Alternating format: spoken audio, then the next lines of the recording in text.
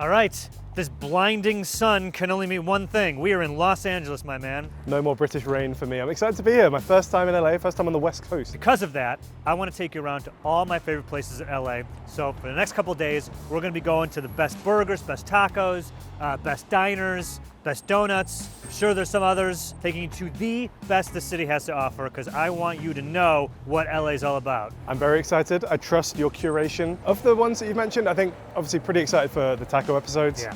Love Mexican food.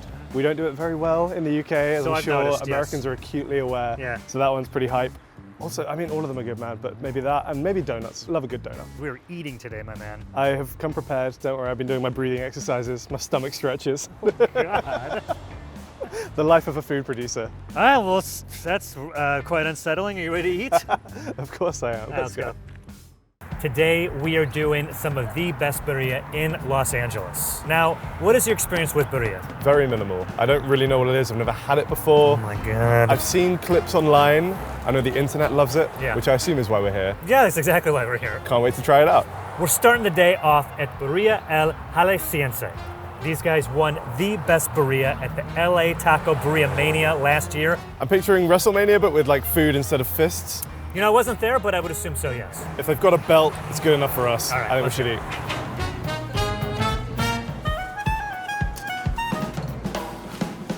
This place is only open on Saturdays, opens by 8 or 9 a.m., cash only.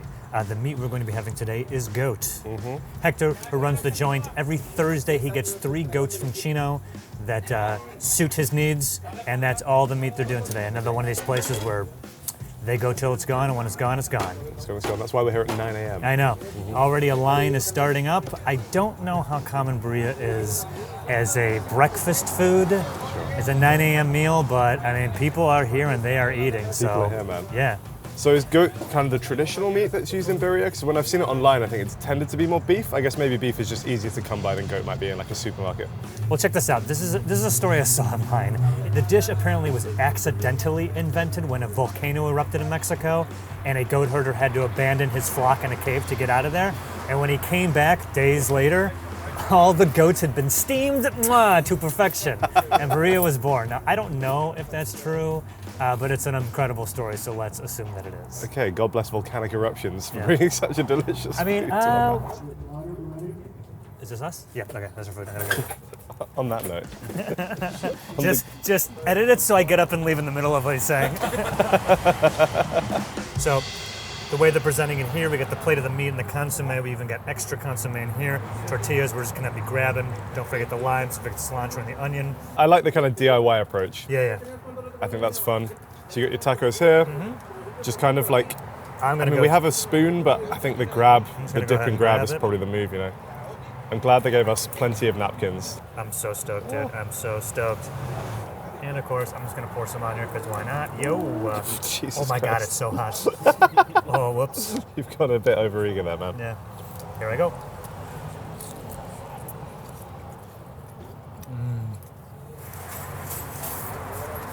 Oh God, it's like falling apart. All right, I gotta get stuck in, man.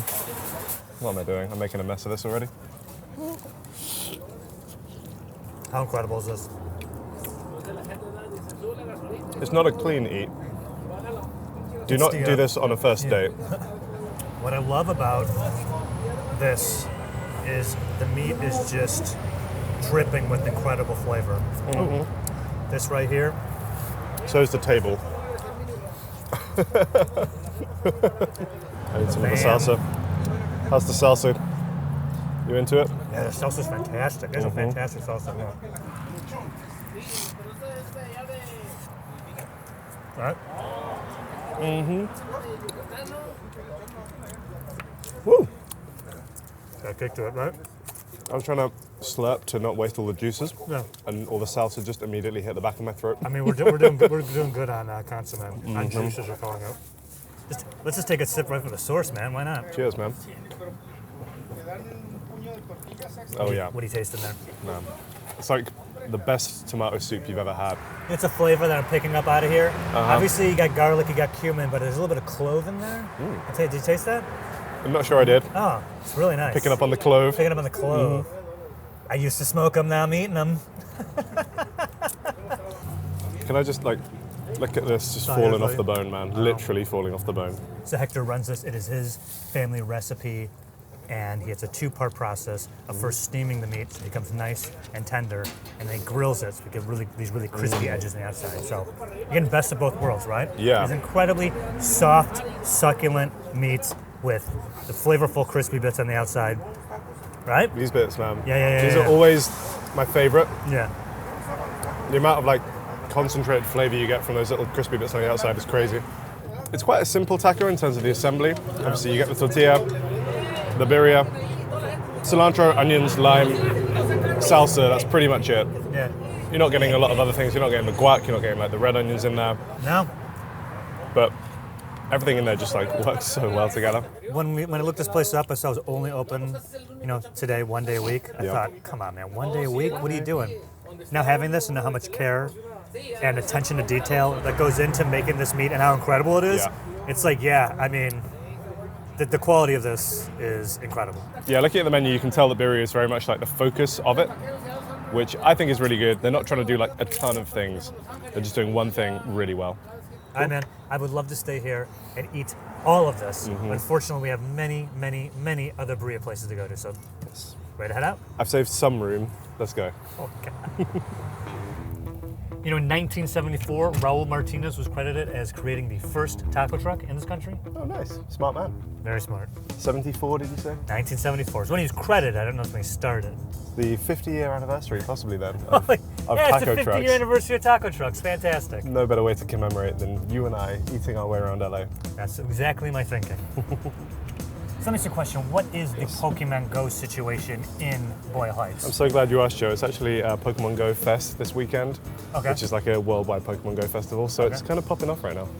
Now, does that mean you're still fighting people in the area, or are you just fighting people around the world? I'm not fighting at the moment, just catching, collecting. Got to catch them all. Got to eat them all. Next taco spot, where are we? The king of segues. We're at Tacos de Birria La Unicia. Another hot spot, and if you don't want to take my word for it, take our man Guy Fieri's word because he was here. I'm happy to do that. I trust that man with my life, let alone my food recommendations. So if you're here, what I specifically want to try is they have the queso taco birria, and also they have something on the menu that is a birria ramen. Okay. So when you say queso taco, is it with the cheese kind of like crusted onto it? Yeah, it's got melted cheese in it. Beautiful. This place, of course, does do the traditional goat, but they also have beef available. Should we try maybe one of each? Yeah, See if we can tell a difference. Yeah, let's try a meat variety and see how it goes. Meat platter. Sounds great. Platter. Thank you very much. At a glance, I can't really tell these apart because goat is quite like a dark meat, so is beef. Okay. I think we have to judge with our mouths. Wait. You gotta get that. You're going for a nice controlled pour. I was just gonna dunk because this looks crazy. Yeah, I think it's such a mess. Oh man. Wow. What I tell you? I think this might be the goat. That was the goat. What do you think?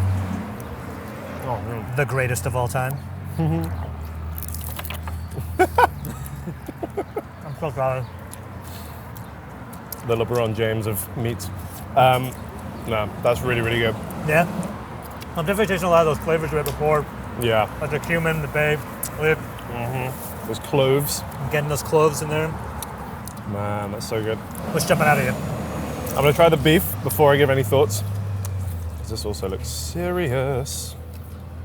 Oh man. That queso. Well, so I'm gonna make like an obvious observation that with the queso, with the cheese, it's really like just 10xing the flavor. And that's not to say that things without cheese aren't also flavorful, but just maybe it's just my preference, but the cheese like supercharged all that meat flavor, all that delicious consomme in there. Really good, like chewy, stringy texture to it as well, like a bit of a cheese pull when you bite into that. I think I'm also leaning more towards the fried tortillas. So when I've seen birria tacos online before, what I've seen them do is like take some of the consomme, put it on the grill, and then kind of fry the tacos in that. I think especially when you have quite a lot of moisture obviously going on here between the very tender meat, all of the consomme, salsas, everything else you might want to add. Yeah. And no, I think The these crispness hold adds- up quite well. Yeah, yeah.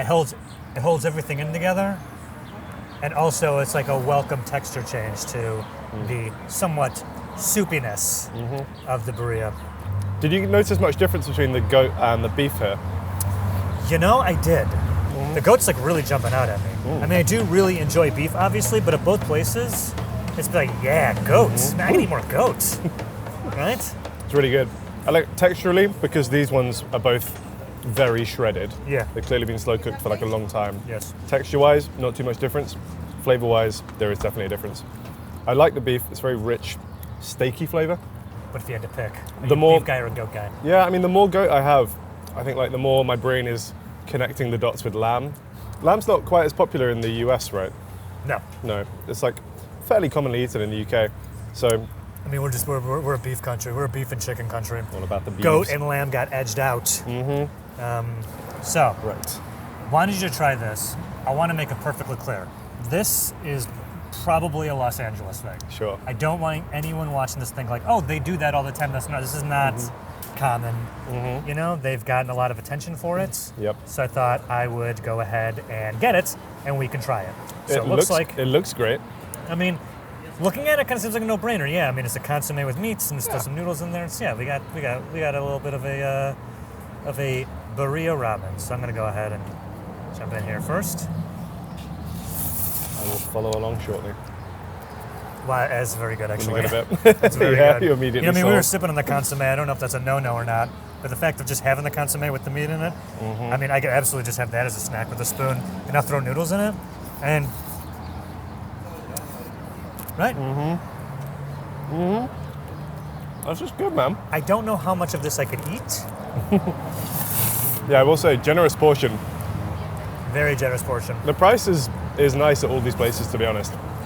But that was like, what, $12? And that is more than enough for a dinner. Yeah, $12. Yeah. I can easily split that with someone.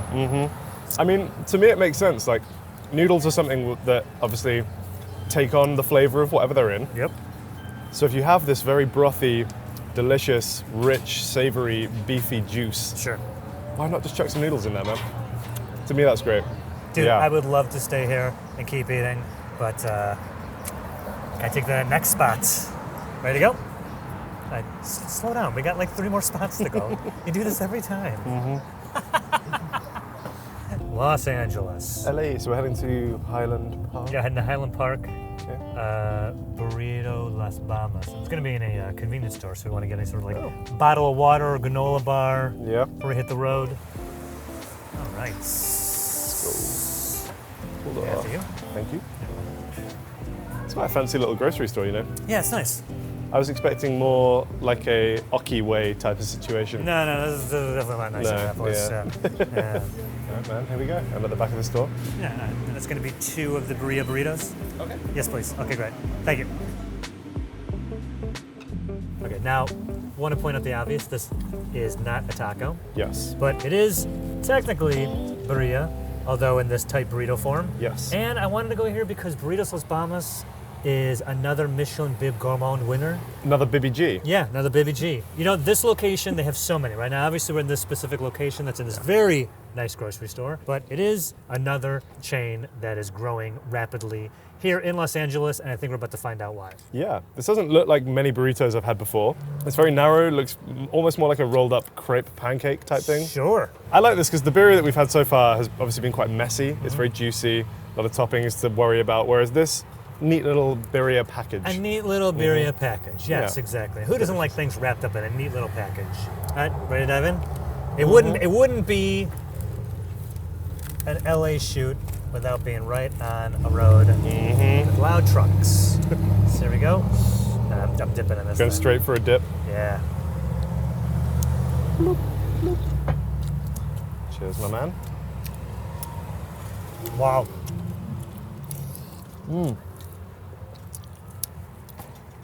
Don't let the size fool you, man. This packs a lot of flavor. Wow, this is so good. Oh my goodness. Super juicy as well. I'm like shocked that. There it is. Yeah, there you go. I sprung a leak. Sprung a leak. There's I'm that shocked that mine hasn't yet. You can see like it's all pooling up at the bottom. I mean, sorry. Straight on my hand. Yeah, you're fine. Oh man, this is so fantastic. Really yeah, I'm killing good. this. Really painful. Oh god, I gotta go on the other end. Yeah, don't let the slice flavor. This thing is packed with flavor, packed with juice, packed with consommé. I'm glad your wife talked you out of the white shirt this morning. She's like, you're not leaving the house wearing a white shirt. We compromised. I put this over it, and she was 100% right. Mm-hmm. On to the next place. Sweet. On the way. Sounds great. All right. Made a quick stop off to get some beverages. Should have taken a few seconds, but we're there for a few minutes. What happened? Your whole country is terrible at making tea. That's what happened. How's the tea? It's fine. It's okay. So what do you think of this crazy LA traffic? It's living up to the expectations. I heard of the traffic and it's fine. I feel like I'm getting the full LA experience, you know, going from one taqueria to another in a car in traffic. Having terrible tea made by baristas that don't want to be there. I'll drink to that. Now we're at Teddy's Red Tacos, somewhere in Echo Park, I believe. Teddy's is great because it started off as a small cart, now they have like 11 locations. Now when Teddy first started, he was also driving an Uber, and he'd have the ingredients to his tacos in the trunk, and when people in his car would be like, hey, what's that smell? He'd pull over, sell them some tacos. That's amazing. I don't know if that's necessarily true. Sounds true. I mean, 11 locations later, they gotta be that good. You can't argue with those results. Exactly. Yeah. This place has a more extensive menu than a lot of the other places we're going to today. Also, they're doing beef, not goat. Okay, interesting. I've enjoyed the goat so far, so kind of sad about that. But like I say, I think beef is maybe more easy to come by, a bit more familiar. So intrigued to see how they are doing it and if they're doing it well. All right, let's get some more birria. So forgive my posture right now, but my body's just like leaning into this. Like I'm folding over. How good does this look? Oh my These God. look absurdly good. Yeah, the color on these. Yep. Some of the most visual tacos we've had today. Red tacos. And for Birria, that's saying something because they're all like visually pretty striking. So we got a crispier tortilla. These are beef. Look at that. Oh, the juicy just in there. juicy as hell. Look at the consomme. Again, crispy tacos, leading me to think they're kind of being like fried on the outside. Could I'm be. just gonna get rid of some of this grease. Oh, Are we double dipping? Let's double dip. Oh yeah. Oh, careful now. Oh man. This looks so This is good. juicy. Tripping on there. You got it? Weirdly intimate double dip moment there. I gotta put this down. It's getting weird. Alright, man. Here we go. These look unreal. Uh-oh. I think we're in trouble. These are pretty close to perfect. So these ones come pre-salsed, got a nice bit of heat to it, good flavor. Some of the beefiest beef we've had so far, I would say. That consomme. That's legit, man. Can I get a spoon? I'm going in for just a consomme. Have a little slap. That might be the most flavorful consomme we've had today. That is ridiculous. That is so fantastic. I'm going to share your spoon if Yeah, that's go not for too it. That's weird fine. and gross. No, I don't think so. Oh man, look at the amount of beef that's in here as well. Yes, sir. I feel like sometimes in the consomme cup, Look you're at just this. a little dip. I feel like sometimes in the consomme cup, you're just getting the sauce, and the beef is reserved for the tacos. But here, it's like a cup full of beef. Dude, do what I'm doing. Yeah, little dip and go. I think you're right. I think that might be the most flavorful consomme that we've had so far.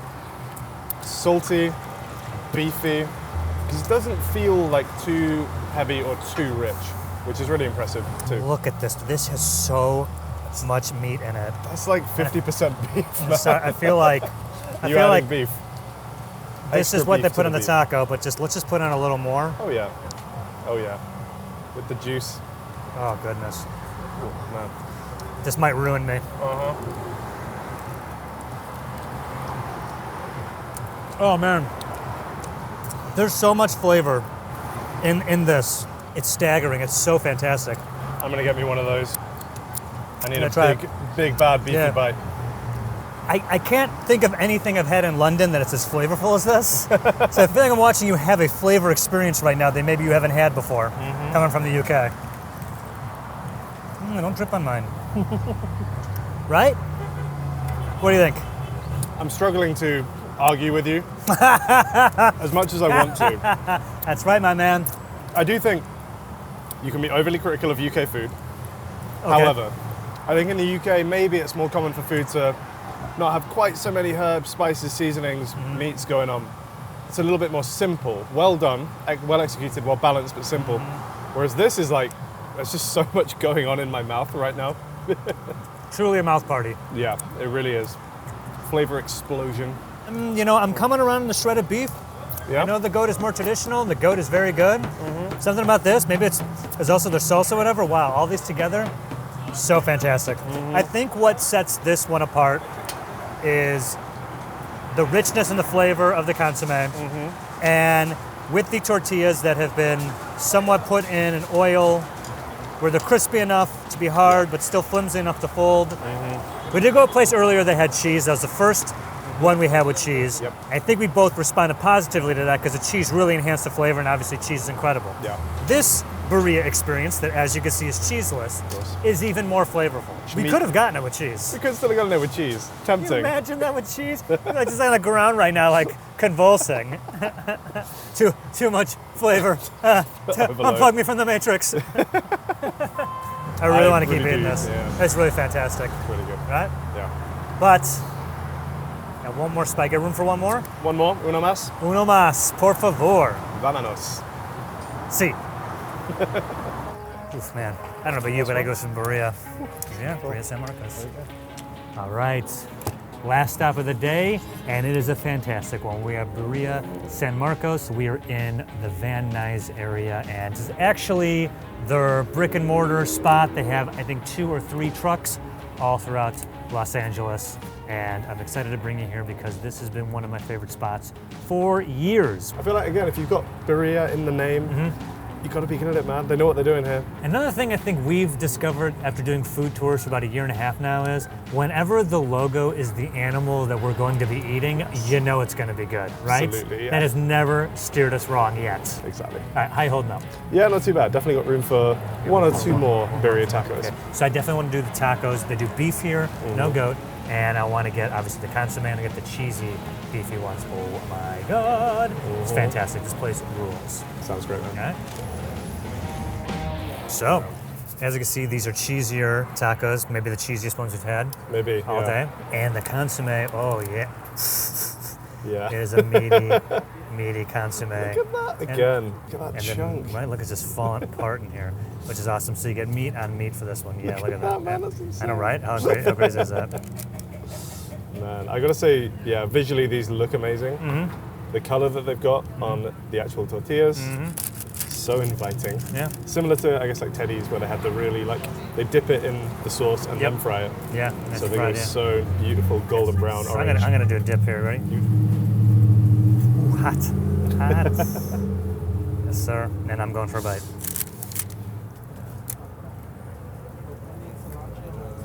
There we go. I'm gonna do a little bit of sauce on this one as well. So, let's stand. That's right. All right, Jesus. Incredibly flavorful meat, incredibly flavorful cheese, and incredibly flavorful tortillas, Yes. dipping in pure consomme flavor. So this is what we were saying before, just an explosion of flavors, a level of Yeah. flavor that maybe you're not used to having. I'm getting used to it fast. I want to have a look at the it's so color. incredible. The color of this consomme is amazing. Yeah. There's been a bit of variety, I think, throughout the day. Some of them have gone for the sort of more red approach. Some of them have been a bit more dark brown, kind of like a beef minestrone type of vibe. This one leans on the more red side, and I think I'm getting maybe the strongest like chili flavor today. All right. Not necessarily spice, but just like the flavor of the chilies that they're using clearly. I quite like how with these ones they actually don't dress them for you. It's very much just like, we're gonna give you the cheese and the meat. Yeah. If you want the toppings, have them yourself. Are you gonna do which I'm gonna do, yeah. Go for it. I guess I Also, should have, yeah. I don't know why I didn't. Cilantro. To be honest, I mean, like, what I really want is the consomme. And you kind of like if you do it right, you kind of get a little bit more meat on there, see? Pull it up. Yeah, you pick up like bonus meat when you dip. I'm gonna go Oh for my God. The consomme spoon approach. Slightly more controlled measure. I'm getting a little too excited. I should have done that instead. Yeah. Oh man, so good. I feel like half the fun of Birria Tacos seems like it's just like making a mess. Yeah. I'm here for it. These are dangerously good. The crisp on the taco might be the best we've had so far. Mm-hmm. The way the cheese is like caramelized on the outside as well. Yeah, I like how like it's kind of like closed up for you, right? Oof. We've been eating all day. Yeah. But still, I mean, I could. I mean, I'm still putting this one away. Oh, yeah. Oh man. All right. I think coming out here, I was slightly worried that Birria Tacos were just kind of like a gimmicky internet thing. No. And that like, you know, actual people from Mexico weren't making and eating them. No. That they were just kind of being done for that No. dipping hook shot. There is a visual element to it, but I mean... But the taste is very, very much there as well. Yeah. Not a gimmick. Yeah. Delicious. No, not at all. So, you can see how I took you here. It's one of my favorite spots. Mm-hmm. And I think that you enjoyed it as well. Very much so. We do have a decision to make, but I think we're going to head out and go over our final thoughts for the day. Okay. All right.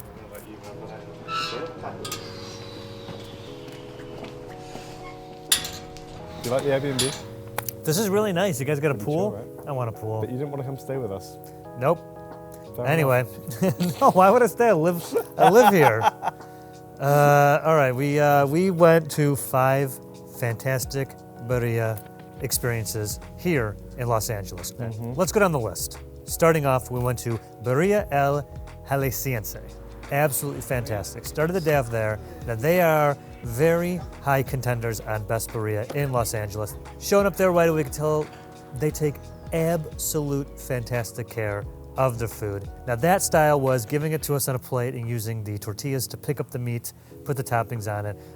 We did not do that any other place. I don't know if that's unique just to them or a style that a lot of people aren't doing, but a little more involved than the other places, and I thought it was absolutely fantastic. The flavors in that goat, amazing. What'd you think? I really like that place. I think it's testament to it that it's only open one day of the week. We started the day there like 9 a.m. and a queue was forming already by the time we got there, which was wild. Like they have a reputation and they live up to it. I have to say, I think if we were just deciding this episode on the tastiest meat filling, I think the goat from Jalisciense might have been the best meat I had today. Their goat was the goat? It might actually be the goat of goats. Wow, very nice. But it was fantastic, incredibly flavorful. Other factors in my final decision, but we'll get to that. Okay. Next up we went to? After that was the Tacos y Burritos La Unica. Absolutely fantastic. It was the first time we had the queso in the tacos with consomme. Mwah. Also, we got a birria ramen, which, to be honest, was pretty fantastic. Yeah, I like that place. Very comprehensive menu. I thought the tortillas there particularly were actually quite tasty. Yeah. And I also like how they do beef and they do goat, so you can kind of pick and choose based on your preferences. Yeah. So that was really good. Yeah. I also thought the consomme there was great.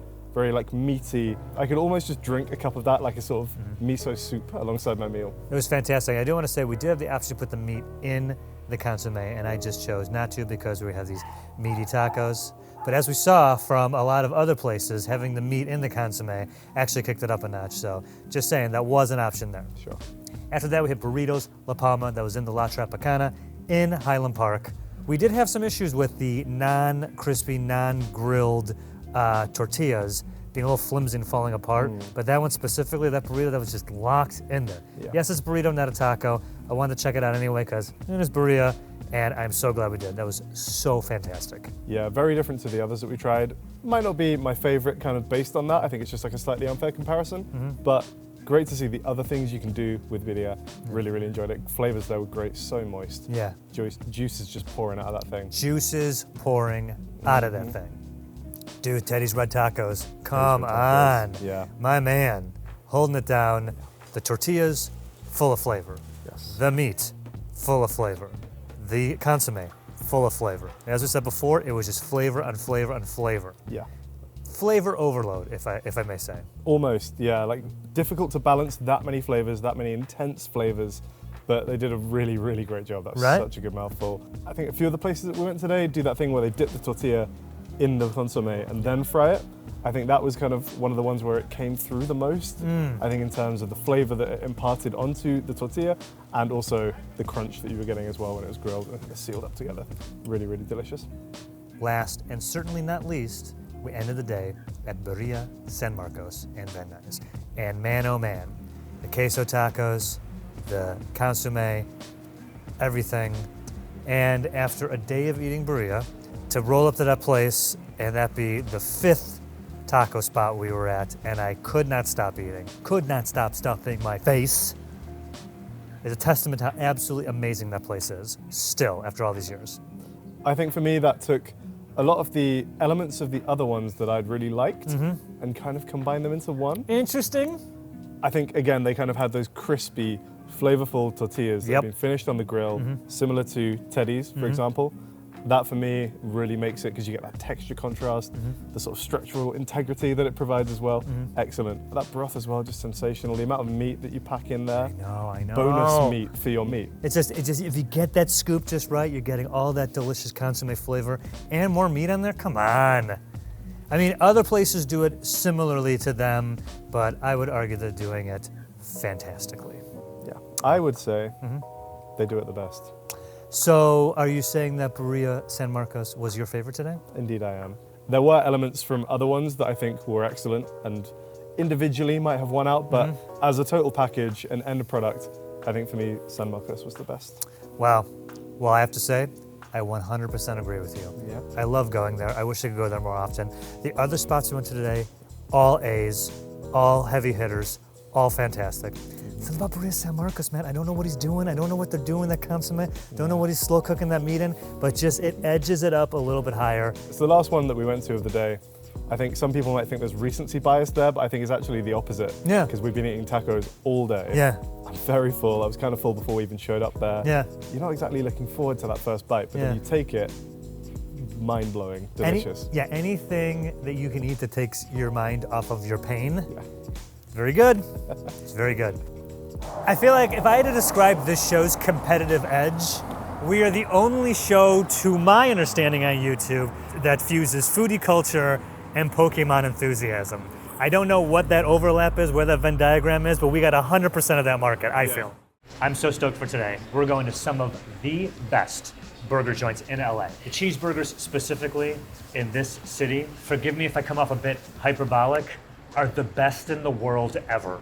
Okay, that's high praise. Because I feel like London and New York have both brought the heat in food tours so far. Okay. I know you're an honorary Angelino. Yeah, we're gonna be going to some old school places that have been here for a long time, and you'll see why when you taste the great food. We're going to a couple of upstarts that are literally killing the game right now. And we're going to maybe a fancy pants place or two to see how the other half live. Regardless, every burger you're gonna have today is a little bit different, but no doubt absolutely delicious. I've been looking forward to this all month. Yeah, I really appreciate like the history side of food, and I know this is kind of where some people say the modern cheeseburger was invented. I would say that, yes. Yeah, so I'm excited to taste it from the source, the original cheeseburger. We started it here, we perfected it here, and today we're going to some dynamite places. Let's go, I'm excited.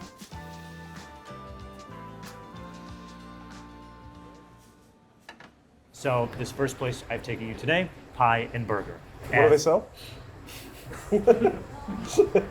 Personally, I think it should be burger and pie, but this is old school, classic diner vibes. The current owner started coming here when he was 9 years old, eventually started working here, worked his way all the way up, and now it is his restaurant. Everything you see here, preserved, authentic, has been here since whenever it was put in here. Amazing, wow. I thought for a second you said he started working here when he was 9. No. And that's like American labor laws are all over the place. But if he started coming here when he was 9, that makes way more sense. And yeah, wow. Like I'm loving the wood paneling, old school, one of the grills, like looks like it's been here for ages. Well, I am ready to get some cheeseburgers. You want to order? Absolutely, yeah. What are we getting? We're getting 2 of the classic cheeseburgers they got here. By the way, they're gonna have the lettuce, tomato, onion, and Thousand Island dressing. Okay. It's so good, I can't believe it. Got some fries in the mix, and I'm gonna get a slice of pie. We're at Pie and Burger. We gotta try the pie, we gotta try the burgers. Let's go order, I'm excited. And I'm saying this now, please pace yourself. Okay. Okay? Pace yourself. I'm slowly learning my lesson on that front. Fantastic. I'm getting there.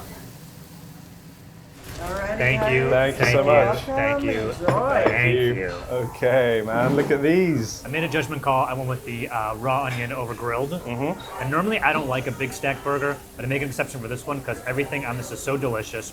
You got obviously lettuce, tomato, onion, raw. You can see the Thousand Island dressing that's dripping, pickles, and the fantastically prepared burger. I think because we just went for the single burger, right? Not the double. Yeah. So there's actually not too much meat in this, in the kind of ratio perspective. But I do think that with all of this stuff, I like the wrapping. Yeah. Because then you bite into it, and instead of all the stuff just flying out the bottom, very smart. it's contained. Burger ingenuity right here, the paper. You look really excited to bite this, so I think we should just give it a try. Cheers, man.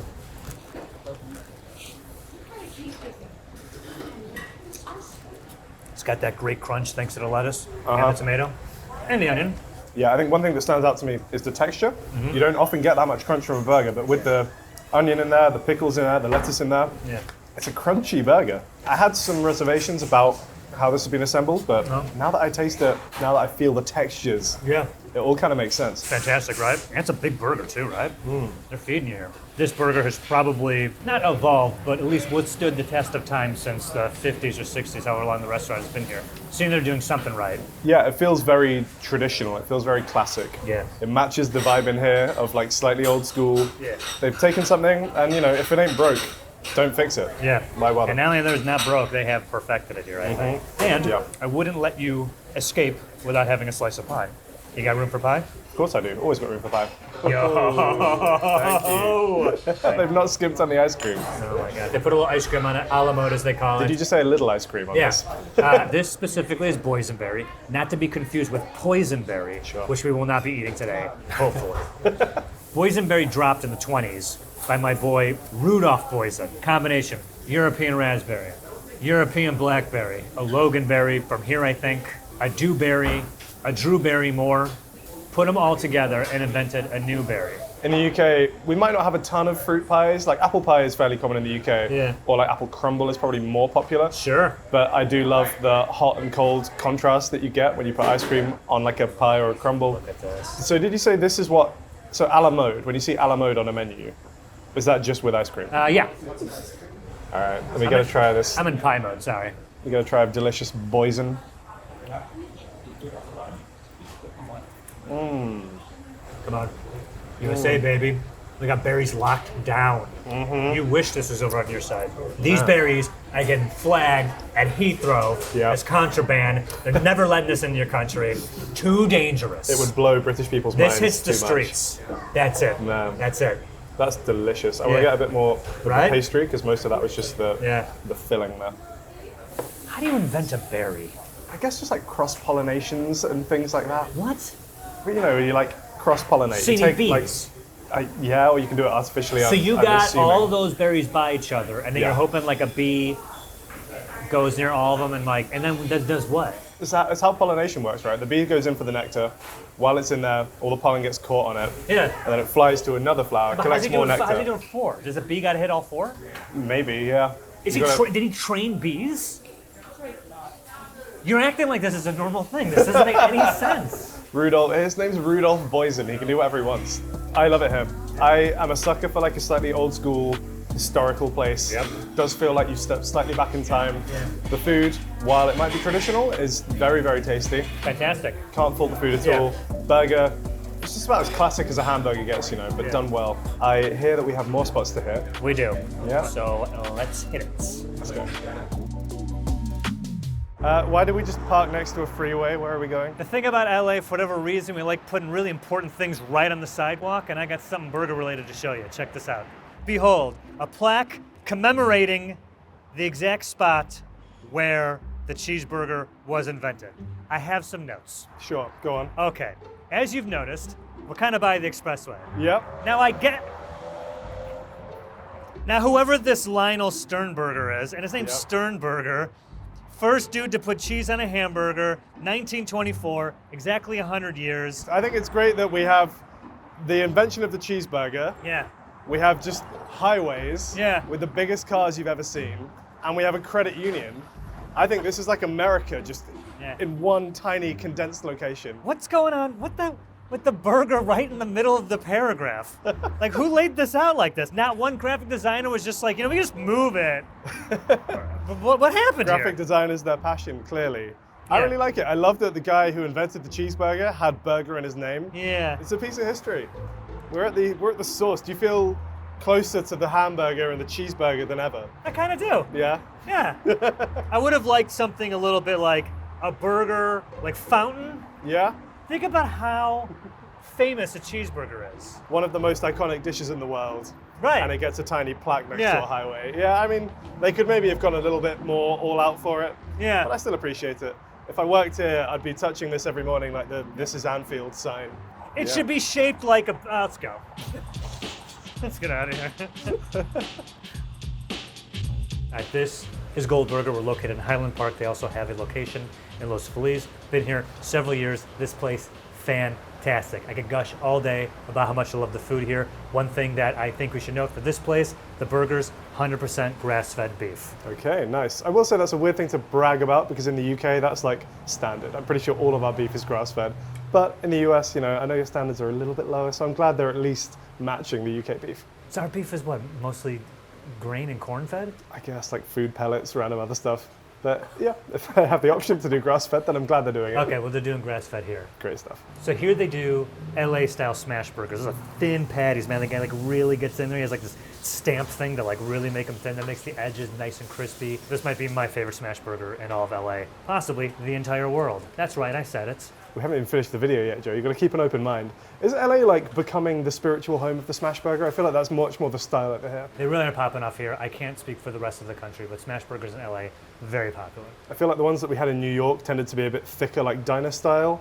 But on average, if you order a burger out here, is it going to be smashed? And not to say on average, but the smash burgers here, they're so thick paper. You could write a note on these smash burgers.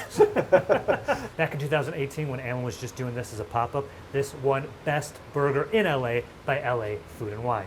Okay, so it's got some pedigree. Yeah. Yeah. That's a great word.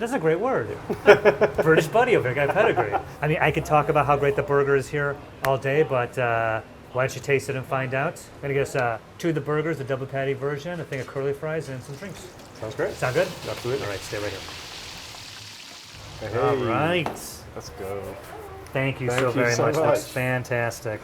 These are beautiful. Wait till that paper. Look at that. Look at That's that. paper thin. You know, they could like a fold it up and just God. throw it like an airplane. Looks like a cheesesteak. Also, they have a house aioli and mustard mixed together to make their own kind of like Dijonnaise, I guess. I like that.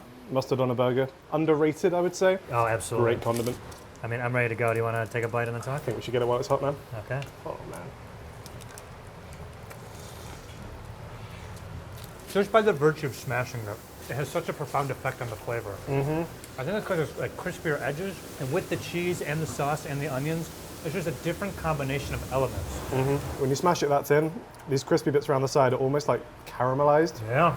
There's like a sort of almost sweetness to them, which is incredible. It's a simple burger. Yeah, you see in there, contrast to the other one we went to, it's just the meat, cheese, onions, and obviously some pickles kind of Yep. stuck in there. Like, it really is just you're mainlining meat and cheese. Mom. This sauce, this aioli mustard they're making here, I mean, that's a secret weapon. I don't know if they sell that. Actually, don't sell it. No. No. Keep that under lock and key. Yep. So juicy. How think it's so juicy? Uh-huh. I thought to get it that juicy, you'd have to kind of like keep the patty kind of thicker, No. but the amount of juice that's coming off these thin smash patties is incredible. And the bun is holding it all down, right? Not Yeah. falling apart, still pillowy, still fluffy. It's a fantastic burger. Yeah, you can tell they've really thought about every component of this burger and like how it's going to work together. Well assembled and really delicious. Awesome, right? Wow. Also, the price is nice out here at all these places. This burger, they have a combo here. One of these burgers, fries, and a drink for $16, I think, Yeah. for a full meal. Yeah, that's honestly really good value. That's like a big portion, filling food, really, really tasty. I know New York's expensive. Everyone says New York's expensive. In my mind, I thought LA would kind of be the same, but so far I've been pleasantly surprised. Yeah. I guess maybe it depends slightly on like where in LA you are. Yeah, I think Rodeo Drive, this would be $70. But you'd get it when you buy like a Prada jacket or something. Yeah, stop off at Erewhon for your groceries and then grab a burger on the way home. Yeah, this at Erewhon would be like $115. Yeah. It'd be impossible for every place we go to have like specifically the same type of burger. Already you can see how this differs from the last place we were at. For me, today is all about just showcasing some of the best. And although it isn't direct comparisons, you're getting kind of a feel of all the different types of burgers you can get out here in LA. Yeah, I think even like toppings aside, like lettuce, tomato, onion, whatever, even just the way that people are cooking the meat and the cheese and the bread is wildly different. Yeah. So it's hard to do like a direct comparison, like you say, but so far I've been impressed by what we've had, and Nice. I'm intrigued to see where else they can take the humble cheeseburger. How is this compared to our London burger exploits? This is really good. I think in terms of smash burgers, that's much more of a recent addition to London. They've only made their way over to us in the last couple of years, I think, and are really catching on, but we're still getting there. This, I would say, one of the best smash burgers, if not the best smash burger I've ever had. Nice. Yeah. So, suffice to say, we would have no problem finishing this meal. No, I really want to, but Yeah, I I'm know. having to physically restrain myself. But we have more burgers to eat, and you need room. I know, I'm trying to learn my lessons from the past. All right, come on, let's go. So I feel like so far most of my time in LA has been spent in cars. Is that representative of the experience? I think so. Now, the city does get a bit of a bad rap about being car-centric. It is more car-centric than not. There's a train here, Sure. there's plenty of buses. I find that the city has so many great neighborhoods, but getting from one neighborhood to the other is hard. But once you get into a good neighborhood, you're doing lots of walking. Sure. To be fair, like London's got great public transport, but even there, like getting from one part of town to another can be really annoying. I mean, there's way worse American cities like Houston, where it's like you got to drive to go everywhere. There's traffic pockets that are tough closer to the western part of the city, like in Hollywood and those areas. If you look at like how the city's laid out, it's like there's these huge mountains you got to go over to go to like Burbank, where you guys are. Yeah. I mean, you guys there's like one or two expressways, so yeah, of course those are going to be jammed, but I don't know, it's not so bad. Okay, dude, oyster, right? Good enough for Guy Fieri. See the thing over there? I did. Yeah, if it's good enough for him, it's good enough for me. I was about to say. All right, this place, the reason why I take you here is all the awesome burgers they have. They have a burger here that has pastrami on it. Remember the pastrami episode we did for New York? How could I forget the pastrami from New York? This place flies through pastrami, all right? They sell, from what I read online, 1,500 pounds of pastrami a week. Also, they got this, I'm going to pronounce it, ube shake. Ube, yeah, they have it's one of the specialties here. Fantastic. Some of the menu items, like the ube shake, is kind of a nod to the owner's Filipino heritage. Oh, cool. Yeah. I like the name. Yeah. With a name like the oyster, you know they're going to be pretty serious about their meats. Absolutely, absolutely. hope so. So definitely want to do the pastrami burger. Gonna get another just regular cheeseburger, get like a baseline. And they do have a vegetarian burger that is sourced from Burger Lords down the street. So I thought, try one of those, see what you think. Cool, sounds great. All right, you hungry? I've still got some room in the tank, yeah. The Me pacing too. myself plan, We're figuring this kind of out. working, yeah. It's only Yeah. taken us like 4 seasons. Yeah, no. We're figuring it out. I can see a soda machine over there. A Yeah. free refill is still a thing in America, because that's like not a thing we do in the UK. Yeah, it's always been a thing. I didn't know it wasn't a thing until I left this country. That's quite nice. So you guys don't have that? No, we do not. If you get another cup of soda, you're paying for it. Do you ever find yourself getting to the end and be like, I should have gotten the large? I usually just play it safe and order the large. Gotcha. There's a couple of exceptions. Nando's lets you refill your own drink. Wow. Very nice. Yeah. That's why Nando's is doing so well. Hey, Oh, thank you. you so much. Thank you. So this is a Grimace shake. It's not a grimace. Did you have the grimace shake? I did, yeah. I never had it, so why don't you taste it and tell me how close it is? Okay, I will. It's so good. No way grimace shake tasted this good. No, yeah, this is way better. The Grimace shake was like the most artificial berry flavor you've ever tasted in your life. There we go. Thank you. Thank you. That's a crazy looking burger. Yeah. All right, so we got the Royale. This is the one I was talking about, pastrami. And also got us a regular, a cheeseburger. Well, I'm gonna look at the size of it, right? Forgot to mention this burger also has chili on it. Yep. But, Conveniently withheld that information. oops, and bacon. I have what I will say is an above average size mouth. And I don't think I can get nearly Come all on, I of think you this can do it. Come on. in one bite. I'm All gonna right, try. I'm gonna try it. Oh my god.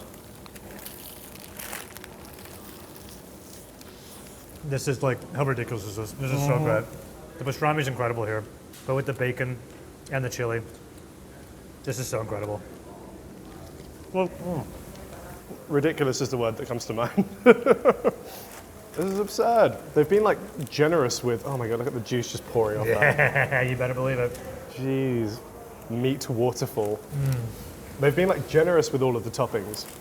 So not only is there like a bunch of stuff in here, but all of it is in quite a healthy dose.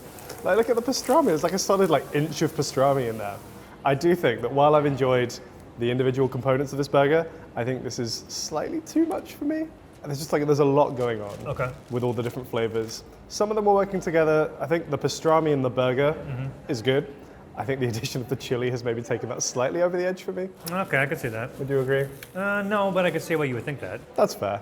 I also just think like, particularly with the chili, when it's an ingredient that's that like wet and sloppy, quite difficult to eat without it just completely falling apart. And also the pastrami is pretty juicy.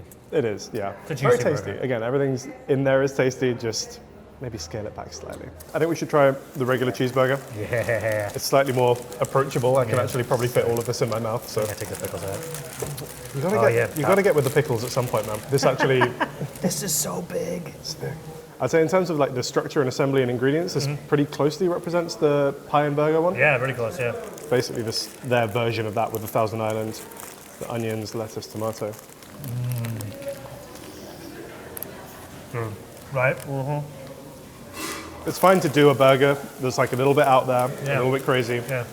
But I think to earn the right to do that, you have to be able to do the basics well. Fantastically, but yeah. They definitely are doing the basics well. Yeah. That's really, really Isn't that tasty. really good? Yeah. Man. Oh man, time to wash that down with one of these bad boys. Happy birthday, Grimace. Stop it. I'm going to town in this shit. This is so good, right? It is really good. I'm trying to like think of things to compare the flavor of ube to, but it's really tough. I think there's obviously some other stuff, like there's like vanilla in here, but the ube itself is given quite like an earthy, rich flavor. Okay. The day's starting to hit me. That was really sudden. I feel like you just Yeah, I suddenly hit a wall, but I will the power tip. through it. So, Burger Lords, as you can see right here, has a really great plant-based burger that I love. And since they sell it here, I thought we're not visiting Burger Lords, but we can try this patty here, just to see what you think. I think it's really great. I really love Burger Lords. I go there a lot, even though I am not clearly a plant-based eater. But I like it a lot, and it's here, so thought you would try it and see what you think. Absolutely, man. I'm open-minded. I like the collaboration between the burger chains as well. I'm seeing a lot of like pulses in there. A lot of what? Like pulses. Pulses. Yeah, you know how that like beans and pulses, grains and pulses, like lentils and stuff. Oh. How good is that?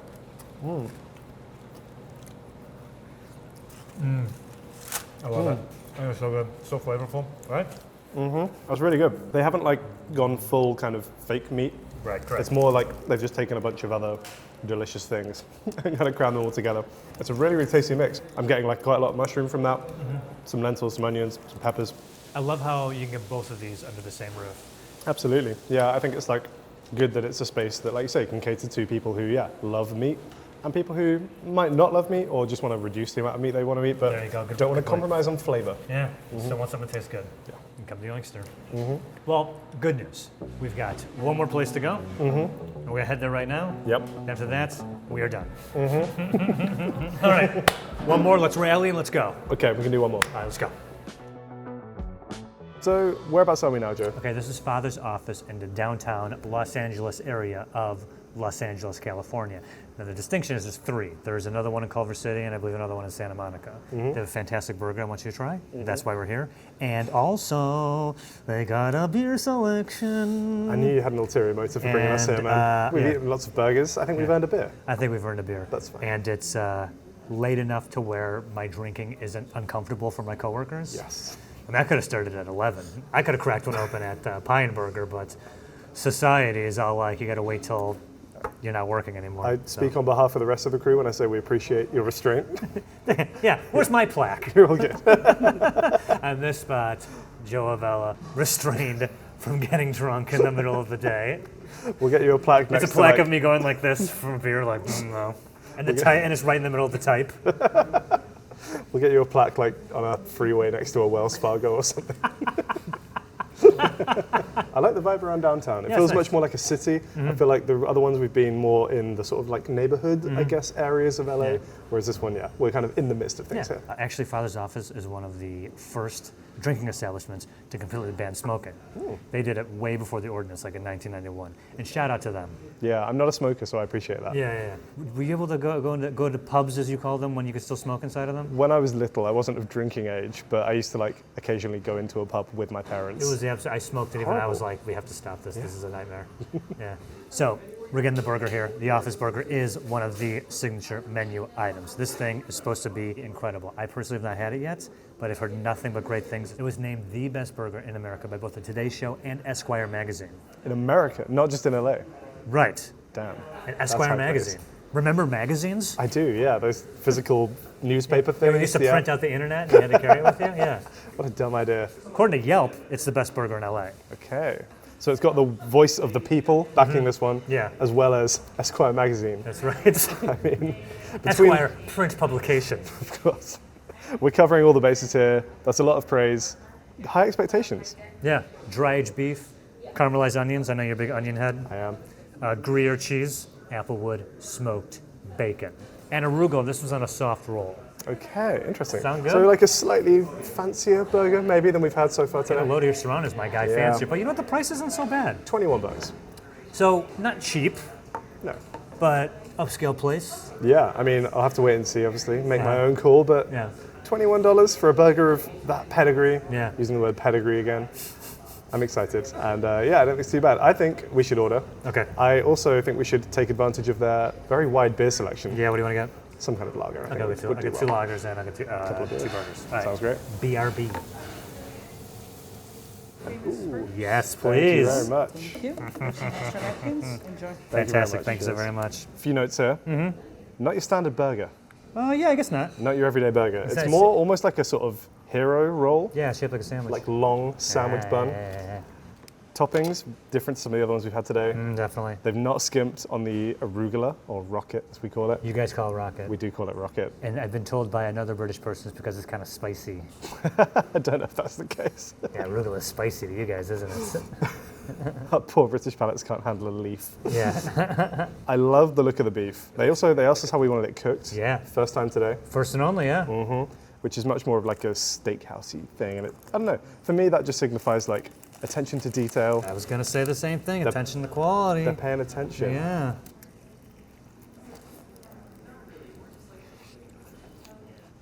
Dude, this is so good. Oh, wow.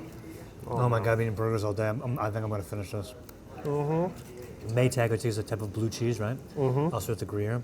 The cheese blend is incredible. I know you did point out there's a lot of arugula, but I would argue to say, I don't think there's enough. The arugula paired with this, fantastic, dude. This Really burger good. is incredible. Are you kidding me? This beef is sensational. Now, I want to point out, this burger was the only one we had today that was cooked over an open flame. And I am noticing that difference. I do like a flat top, obviously. You know, I'm all about that, but it really brings out the flavor of the fact that this was cooked on a grill. You can see the like grill marks on it. Uh-huh. I do love the sort of like textural contrast and flavor contrast you get from the grill marks, Yeah. the like slightly charred bits. But they also, we said medium rare, right? That is perfectly medium rare. That's a perfect medium rare. If it wasn't for the show, I would have gone rare. Just because I like living dangerously.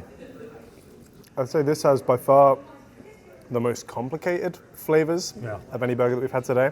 This thing's on another level. Yeah, they've taken the concept of a hamburger or a cheeseburger and they really have like, I think, elevated each element.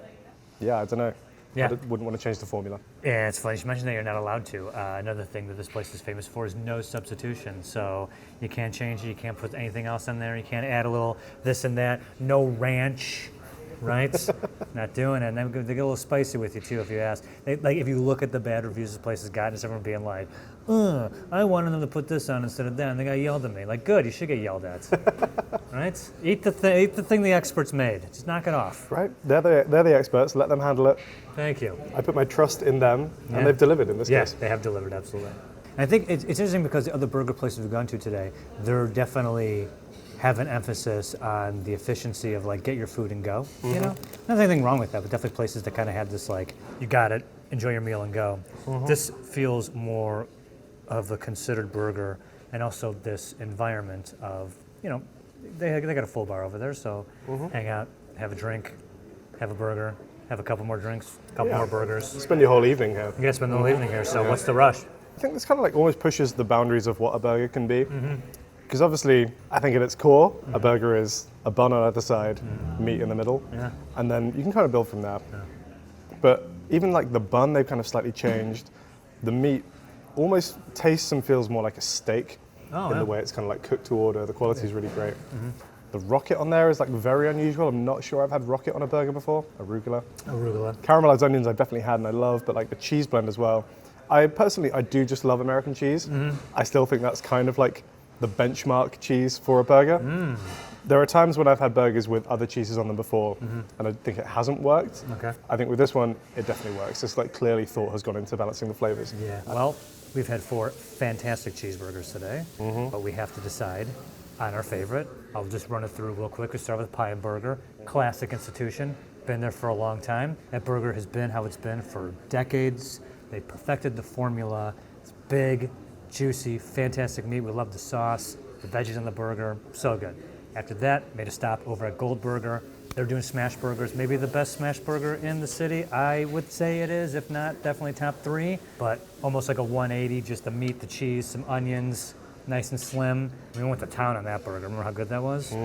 After that, oyster, pastrami and meat and cheese and chili and bacon. Come on. And also their standard cheeseburger. Incredible. A little bit closer to like the Pie and Burger type burger where it just was a lot of veggies and a real thick one, but so good, right?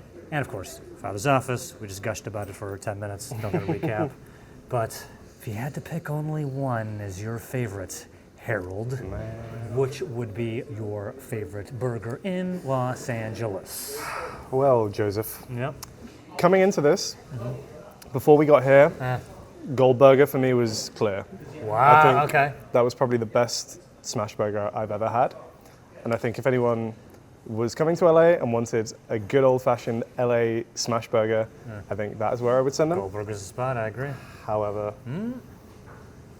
I think Father's Office might have swooped in That's at the number 1 last for you? second and taken the number 1 spot, just because I don't think I've had anything like this before. Yeah. It's so tasty. Every element is so finely crafted, finely balanced. It all works together so well. Yep.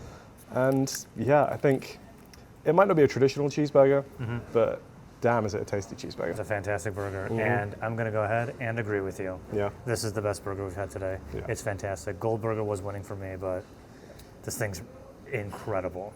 So, and it just barely beat it out. But just a little bit more of an attention to the cook of the meat, the cheese and onion toppings, just so good. Yeah, I know it's a higher price point, but I definitely think it's worth it. Yeah, I think the value of all of these has actually impressed me quite a lot. Like I thought LA would be way more expensive. Yeah. Actually, these have all been, I think, pretty reasonable for the quality and the flavor that you're getting. Yeah, would happily recommend all of them to anyone, but this is probably the number 1 for me. Fantastic. All right, well, Cheers, man. Cheers, man. Till the next episode.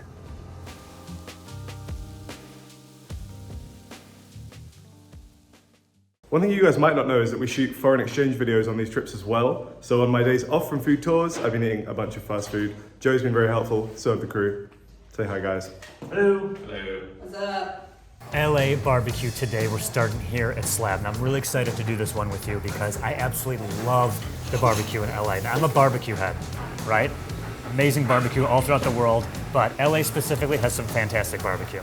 Barbecue in the UK is very different. I think you guys would probably associate it more with grilling. Yeah. It's very much like something that you do probably in your back garden. I had a lot of barbecues when I was growing up in the summertime, Sure. but it was often like my dad just charring the hell out of some sausages. Okay. I think there's a fine line between grilling, which I think that is, and the craft of barbecue, which this is. A childhood of lack you had, but we're going to right the wrongs of how you were raised today with 4 absolutely fantastic barbecue spots here in Los Angeles. Sounds good. We've got a lot of spots to hit, so I'm going to try and pace myself Yes, pace yourself. We're eating a lot today. again. Okay, a lot of meat. All right.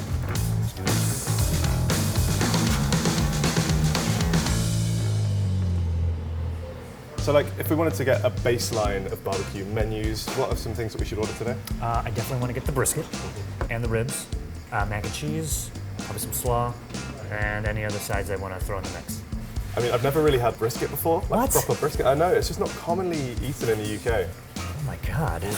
I've never had some sides on the menu, like cornbread, collard greens, I've heard a lot about. You ready to enlighten me on these things? Oh my God. I'm sure you'll be having all those at some point today. Wow, I had no idea.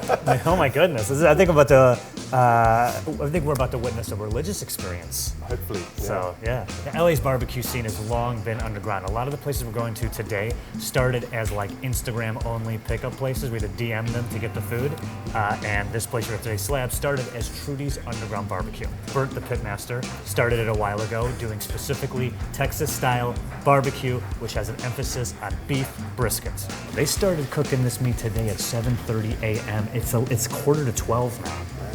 Already like almost 5 hours Yeah. smoking. Yeah.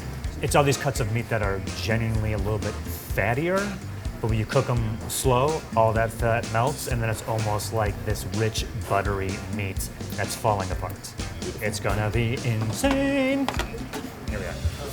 Hey. Thanks so much, buddy. There we go.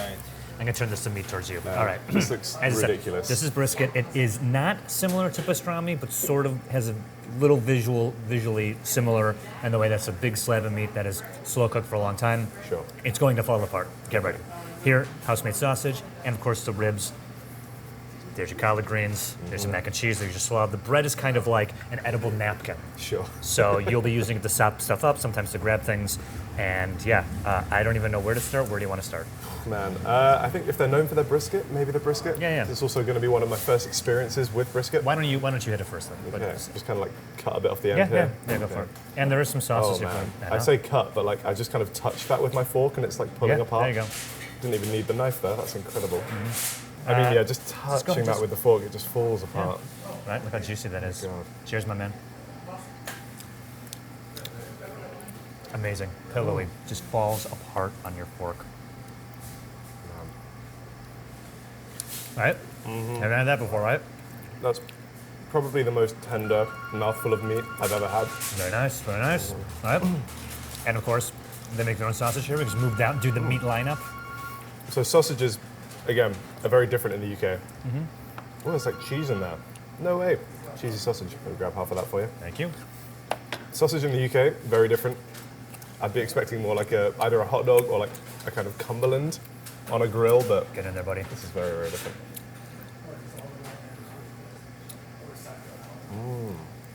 I mean, perfection, right? This is so fantastic. I mean, they're known for the ribs as well.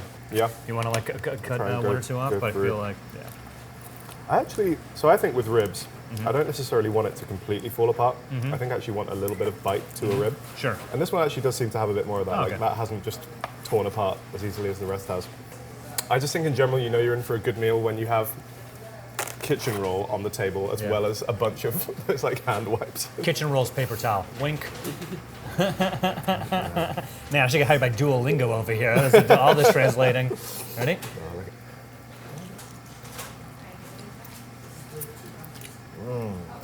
If I had to guess, it's probably the sweet barbecue sauce. Man, that's good. Never had ribs this good. No, I don't think I have. Oh man, that sauce is amazing. Yeah, and they have 3 sauces here on the table. You can help yourself too. Oh, jeez. I mean, I just had it without sauce, and I would be happy to eat more of it without sauce because it was so nice. But Yeah. I want to give these a try. You got a barbecue, spicy barbecue, and a Carolina Gold. Take your pick, buddy. What is Carolina? I think that's more of a mustardy Carolina sauce. Gold. Yeah. There's a teeny bit of that on there. Reason to find out. Oh yeah. Absolutely fabulous. Yeah, I think you're right. Like a little bit of mustard heat to that. I want to try the spicy one. I would say, thank you, buddy. I would say, yeah, I mean, even the sauce is part of the art, right? Because, God, try this Good. one. Try this one, it's Spicy. so good. Of course, the brisket comes without sauce, that's your choice. The ribs did come with a sauce. It's very easy because I think that, like, we'll put this in quotes, barbecue sauce. You can get it like at McDonald's, right? I mean, it's everywhere, but like I guess the spectrum of what would be considered barbecue sauce is so vast. People take the barbecue sauce very seriously, so you know when it's on the table, it's also been very considered. Obviously, it's theirs, and obviously, much like everything else, absolutely fantastic. Yeah, they're not just buying a sauce from the store. This is like, Yeah. they got their name on it, they've made these, curated these. That spicy one's delicious. It was like almost like fruity. I really the sweetness. Very nice. Yeah, amen. What season? It's mac and cheese I can eat itself. I'm also just eating more brisket I because know, it's but you delicious. gotta try everything. Okay, I'm just gonna do one of these. Carb on carb. It really is like a napkin, you're right. Oh my God, this mac and cheese. I forgot about how good this mac and cheese is. I think you're about to lose your mind. When have you had mac and cheese like that? Yeah, right? That's so buttery. Yeah, right? Yeah. That sauce almost just tastes like pure butter. Oh, how good is that? That's really good. It's rich, but Yeah. creamy. I always find it's impressive when places are like batch cooking mac and cheese, but they manage to get the texture of the pasta like completely spot on. Right. Because I feel like often if you are batch cooking it, it will stay out for too long, it'll go way too soggy and wet. Yeah, not here. This has still got some bite to it. It's perfect. There's really just nothing on this plate that has been bad. Yeah, right. I cannot get enough of this brisket, man. Is that great? So meat, perfect. Sausage, perfect. Yep. The ribs, which came with sauce, double perfect. The wood he uses for his barbecue is a white oak, which I know that in barbecue, the wood that you use has an immense effect on the flavor of said barbecue. I mean, I've heard of other woods being used, like sometimes you see applewood smoked bacon on the menu somewhere. So yeah, I'm interested to see if other places that we hit today use different woods, if it imparts like a different type of smoky flavor onto it. But so far, white oak, delicious. I will say coming into this, my expectations were like sky high because I love meat. I've seen a lot of American barbecue stuff online before and always wanted to try it. Honestly, kind of lived up. This is delicious. Like, I don't think I've had meats with these flavors or textures before in my life. Yeah. And yeah, honestly, it's going to be hard to go back to the UK and not have access to this. Yep, it sure is. So I want to call out one thing to you and to the viewers. We will not be stopping in any Korean barbecue places. That should be its own video. Yes. So this is going to be non-Korean barbecue. But great news, we have so many more barbecue places to hit. Man, our jobs are so hard. I know. Ready to go? Now let's go. So how have you been enjoying spending most of your time being driven around? It's been an experience, change of pace. Yeah, spent more time in cars in the last few days than I have in like 6 months of living in London. I bet. It's interesting. Yeah. I feel like you at least get to see a bunch of different parts of town, which is quite nice. Yeah. Even if it's just briefly through a car window. All right. This is Bloodso's Barbecue. All right, we're in the Fairfax La Brea area of Los Angeles. And I want to take you here because this is award-winning barbecue. This place, they got a custom-built smoker. He's been smoking this brisket for like 14 hours. Come on now. That's a long time. Yes, it's a very long There time. are very few things I am willing to dedicate 14 hours of effort to. Yeah. So the fact he's doing that every day, that's pretty impressive. What is something you dedicate 14 hours to? A good video game. High praise to this man's livelihood. This is Kevin Bloodso's barbecue restaurant. He started in Compton in 2008. Now he's got 2 locations in LA. And this guy, he knows his barbecue. He's so well known in the barbecue community. And he is one of the judges on that Netflix barbecue show, which name I'm not going to say because they're not paying us to say it. I've actually seen that show. Yeah. That was partly why I was so keen to try all the barbecue stuff today. Yeah. The fact that we're eating Bloodso's barbecue makes me very excited. Yeah. It's really funny for me to go from watching the Great British Bake Off to watching the American Barbecue Show. Why? It's just kind of like the 2 cultures encapsulated. Yeah. I think in many ways, it's our personalities, Joe. Oh, I'm a yeah. Bake Off guy, you're the barbecue boy. And that's why we work. Yeah, that's why we work, yeah. That's right. This across the pond nature we have that, yeah.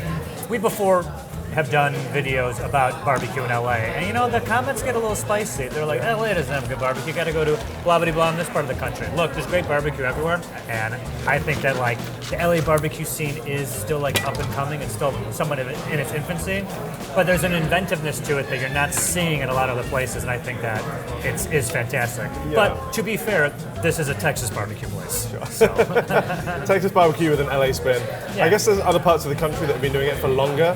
Parts of the South have been doing this for a very, very long time. Yes.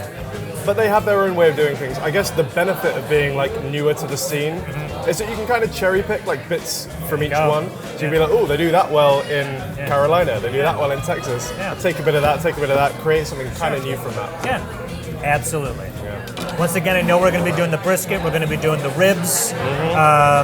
They also have something called hush puppies. You know what that is? I do not. No, never had those. We're gonna have them as a starter. They're really nice. Actually, I think we're ready. Puppies with a side of barbecue aioli. Thank you, buddy. Hush puppies are here. Hush puppies. It's like a cornmeal dough that's deep fried and has a little sauce here. And Okay. grab one and dig in, buddy. Only Americans could take what is essentially a donut and turn it into a starter for your meal. It's a little more savory than a donut. Little barbecue aioli. So good. Yeah, really good. So it's like you said, it's more of like a cornmeal thing, right? Yeah. Yeah.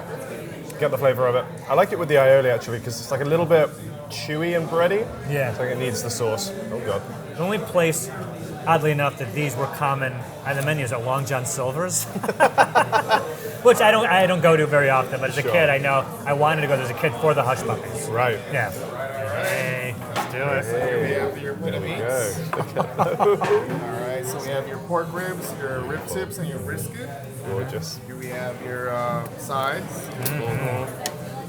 This looks so good. Thank you so very much, my man. What do you think of this? What do you think of this spread? How good does this look? This looks so good. Yeah. I gotta say, the thing that's catching my eye the most is the ribs right now. Just the color of that like bark on the outside Perfect. is absurd. It looks so good. Yeah. A few visual differences, like the brisket, I think the colors are slightly different on there. It's kind of less pinky, a little bit more cooked all the way through. Again, really nice like crusty herb bark on the outside. I'm grabbing You going straight for a rib? I might have to join you. Here you go. Sorry, I touched your food. All This looks so good. right, let's go. Like falling off the bone. Again though, like super tender, but you know, it's holding its shape. Yeah. I've bitten into that and it's kind of left like a distinct bite shape rather than just completely crumbling, which I really like. I think that texture for me with rib meat is what I want. It's a rib tip. That's a lot more tender. There's more like fattiness into it, so it's kind of falling apart.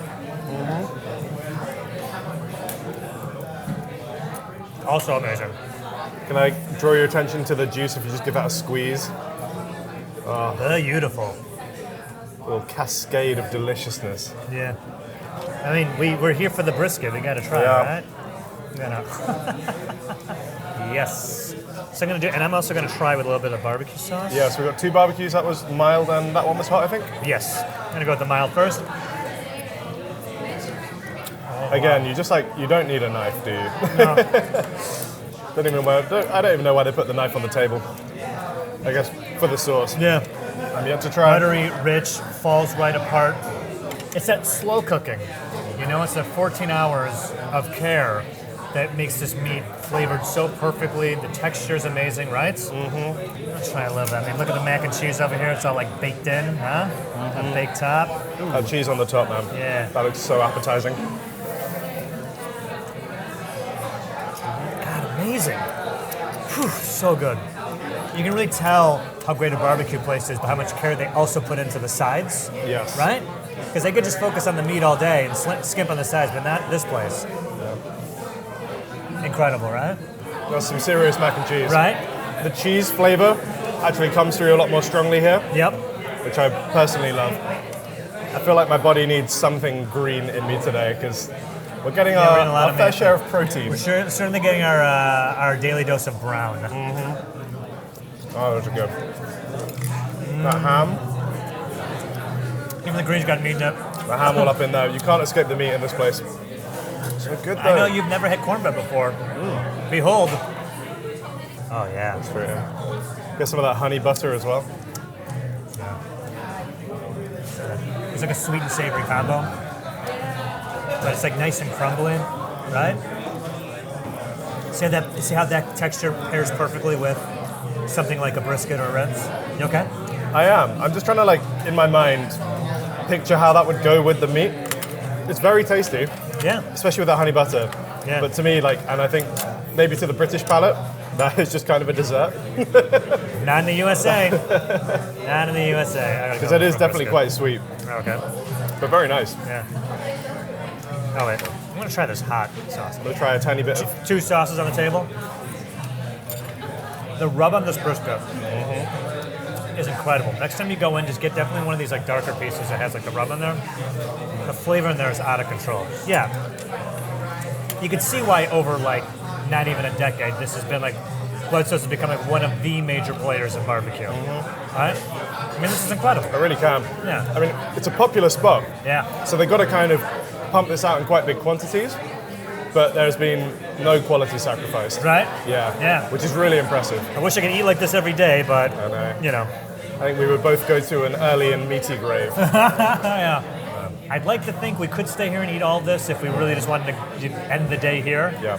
But we have a few more barbecue places I want to take you to, so unfortunately, I got to wrap it up and go. Yeah, this is staring me down. Might have to get this to go, but hey. Definitely.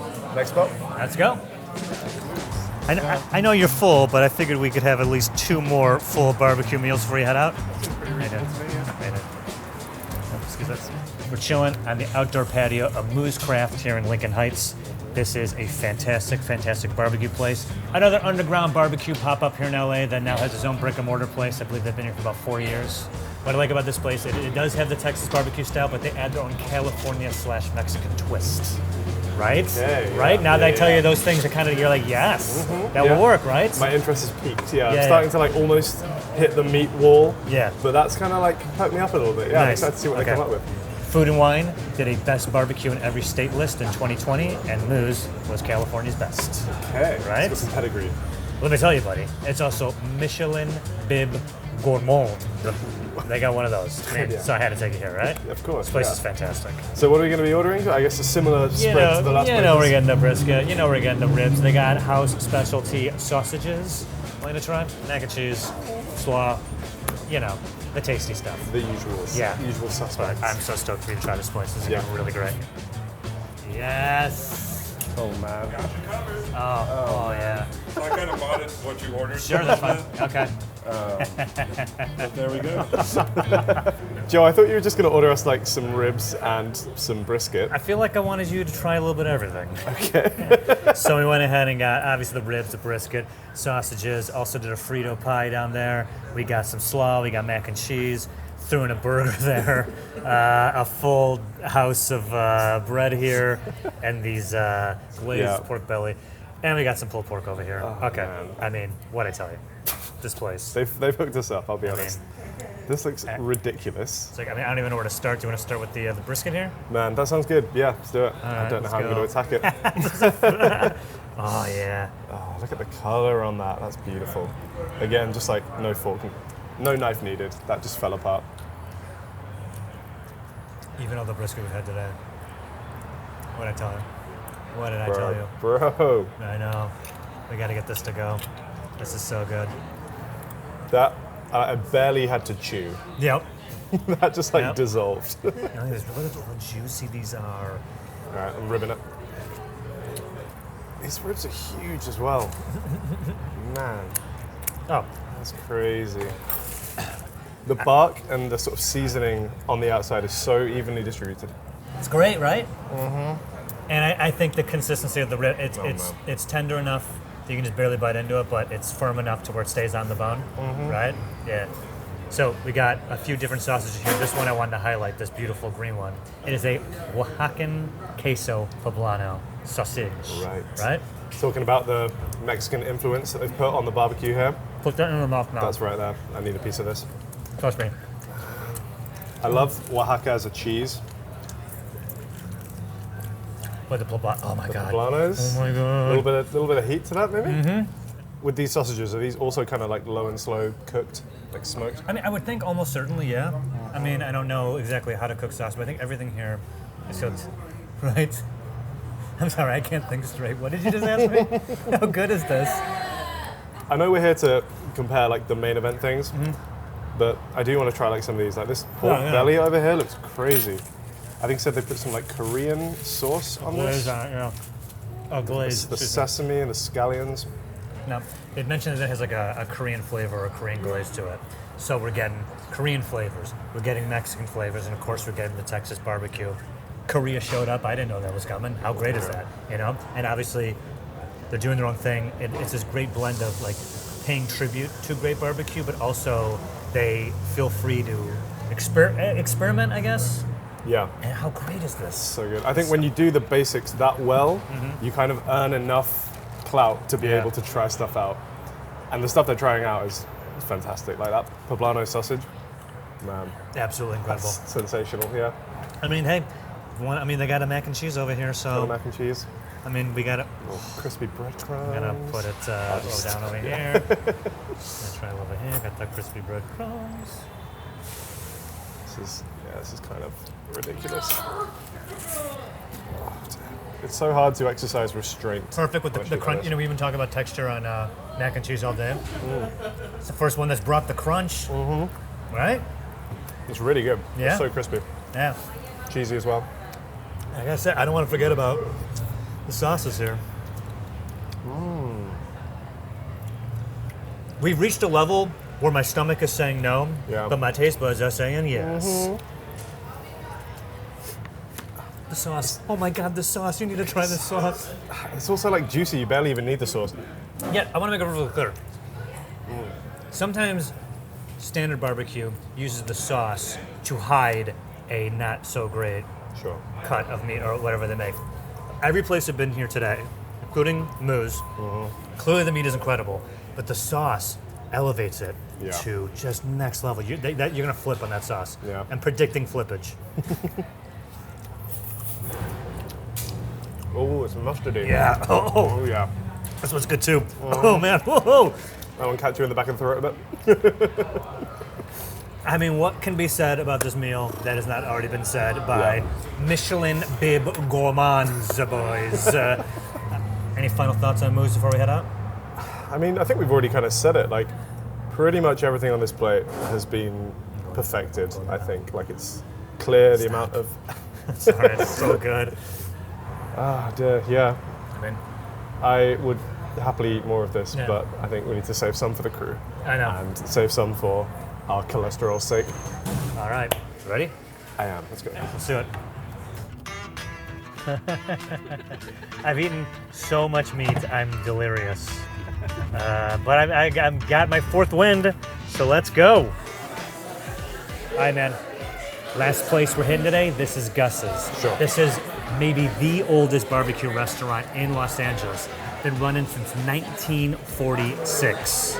Okay. That's almost 80 years. That's very long. That's quite a while. I feel like whenever history is mentioned in the US and the UK, I have to remember that America isn't that old. So for you guys, this is pretty historic. Yeah, that is for us, pretty that's old. just like, fine. All right. This has been on every best barbecue in LA list that I found. Like, consistently on every single list, sometimes number one. So I have a feeling that this barbecue is going to be ridiculous. A lot of the places we've gone to are mostly Texas barbecue based, but here they do barbecue that's influenced from like Memphis to the Carolinas. So going to be a little bit different than what we've had so far today. Sure. But again, they're kind of like picking different barbecues from around the country and making it their own. They're kind of California style. Yeah. All the meats here are hand trimmed, marinated overnight. Come on. Overnight, get those juices in there. I think the more barbecue that we eat, the more I'm learning that like time really is the currency here. The meat here is smoked for almost 14 hours. This is imagine this plus 10 more, many. That many Look at hours. that. That's a lot. We've talked a little bit about wood today. They're doing the pecan wood here. Okay. Right? Love the nuts. Now we're trying the wood. We've had a lot of like white oak smoked stuff today, which we've been reliably informed is like a Texas thing. So I guess maybe, looking a little bit further afield. I'm interested to see if we can taste any difference in the kind of like smoky flavors that we're getting. Yeah. I'm kind of hitting a meat wall, as it were. But I think we should order the classics again, so like the ribs, the brisket. Yeah. Anything else here? The cast iron cornbread if we can. And we're definitely getting the chicken, which they're known for here, according to the guy who took our order. I was very specific, and I just said just a very small plate. I don't want a lot of food. I'm very full. Yes. Okay, bring it in. Yes. Got the beef rib. Oh, yeah. Thank you, sir. What do we got here? Hi there, we got cornbread here for you. Tableside corn. Love this. Get a little show, huh? Thank you. Doing a fantastic job, thank you. Oh, finally, some more food. Right? Bring it on in. Let's go. Jalapeno jelly. Awesome, thank you so very much. Thank you. Yeah. Ooh, you know what? I think we're gonna need a box. Yeah, for me. You're carrying me out of here, man. All right. So, we got the brisket. We got the mashed potatoes, collard greens, creamed corn, one gigantic rib, slaw, some sort of beans. Fried chicken's supposed to be ridiculous. I mean, it's not so bad. What do you think? That's so bad. All right? Yeah. This is a lot of food. Yeah. I'm gonna do my best here. Let's try a little bit of everything. Persevere. It's a sample. We're sampling. So I think we start with the brisket This brisket right here. as one of our baselines. Ooh. Now, notice that they sauced the brisket for us. We haven't had a sauced brisket yet, have we? We have not. No, it's always come kind of as it is. You got it? There you go. Cheers, man.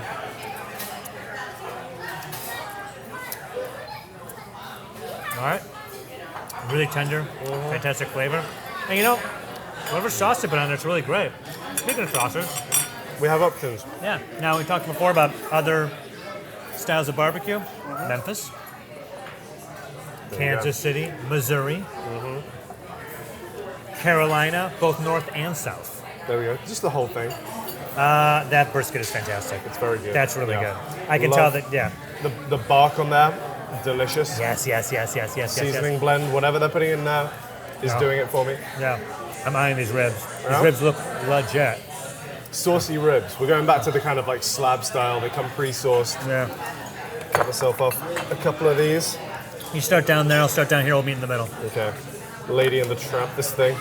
I barely had to actually cut that. That just kind of like Yeah, I know, it's all just Came ribs are away. look at the falling apart, dude. This is so good. Oh yeah. The color on that, man, it's like pink, like all the way through. These might be perfect ribs. These ribs are perfect. How good are these? Oh, apart. 8+ on the ribs. Wow. With that thick layer of seasoning, you get like almost like a kind of crispy outer layer, and then everything on the inside is just like butter smooth. Buttery's a great way to put it. Yeah. As I'm looking at everything is done, it's not surprising this place has been here for 80 years because everything here is just absolutely phenomenal. You can tell that these are the ribs they've been making the whole time. They're so good. I mean, first time fried chicken has showed up. They said that's one of their most popular things. Want to try? Want to try a little bite? We'll give it a go. Jeez, you've gone straight through that. Oh, wow. Here, a little bit of the gravy. Can you get a bit of that? This has got like the most shattering crust on it. I'll try it with your... We got to do a fried chicken episode and come back here. inverted This commas. is so good. He wasn't kidding, man. This fried chicken's incredible. Right? That batter is so crispy. Yeah. Shatteringly crisp. Oh, man, I love this. I love this so much. I think we need to attempt to eat some of this I don't know quite frankly absurd how does beef one rib. eat a rib like... Switch to plates. I don't want you to default... Just look at the size of that, man. I don't think I can do it. I'm sorry, man. I'm sorry, I'm gonna have to tap out. I'm starting to feel it. Starting to feel the day. Can you just like get a little bite off of it? Do you think? I'm gonna carve myself up a little piece. I wonder how it compares to the regular ribs. The regular ribs are Yeah. fantastic. First but those beef are rib we've pork, had. and this is beef, right? Yes, correct. That's really good. Weirdly, like taste-wise, it's actually really close to a pork rib. Yes. I think it goes to show that a lot of what you're tasting with this is the smoke, the seasoning, and the sauce. Yeah. Because I think it's pretty similar on that and these. So you actually end up with like pretty similar flavor. I want to make sure that we are very clear that that big boy rib is a special. You do it on the weekends. Yeah, the price is nice. $50 for that rib that you could easily feed your whole family with. Oh, the cornbread. How's the cornbread? Cornbread's good. Yeah. I like it. Yeah. Still not convinced that is something that should be served with mains. Yeah. Still to a British palate, too sweet, dessert, but very tasty. As much as my body is telling me to stop eating, there's still a couple of things I want to try. Yeah. So are these like your version of baked beans? Pretty much. Okay. Yes. What can I expect? I think it's going to be more barbecue flavored than it is like a sweet tomato flavored. Sure. Get in there. Because in the UK, yeah, like a Heinz baked bean, for See, example. look at that. I think I see some quite meat in there sweet. too, right? Maybe actually, Yeah. yeah. Some kind of like ground meat going on. Go in there. I feel like even with the collard greens, the beans, barbecue places are finding a way to get meat into like every aspect of your dish. Yeah, I mean, like if you don't eat meat, don't come here. How's that compared to your baked beans? Yeah, very different. Yeah, definitely not having those in the morning on toast. No. If that's what Americans think beans are, Yeah. I'm not surprised that you think beans on toast is weird. Yeah. I mean, they're pretty good. It's quite like a sweet barbecue sauce. Slightly maybe like soupier than beans are in the UK as well. Okay.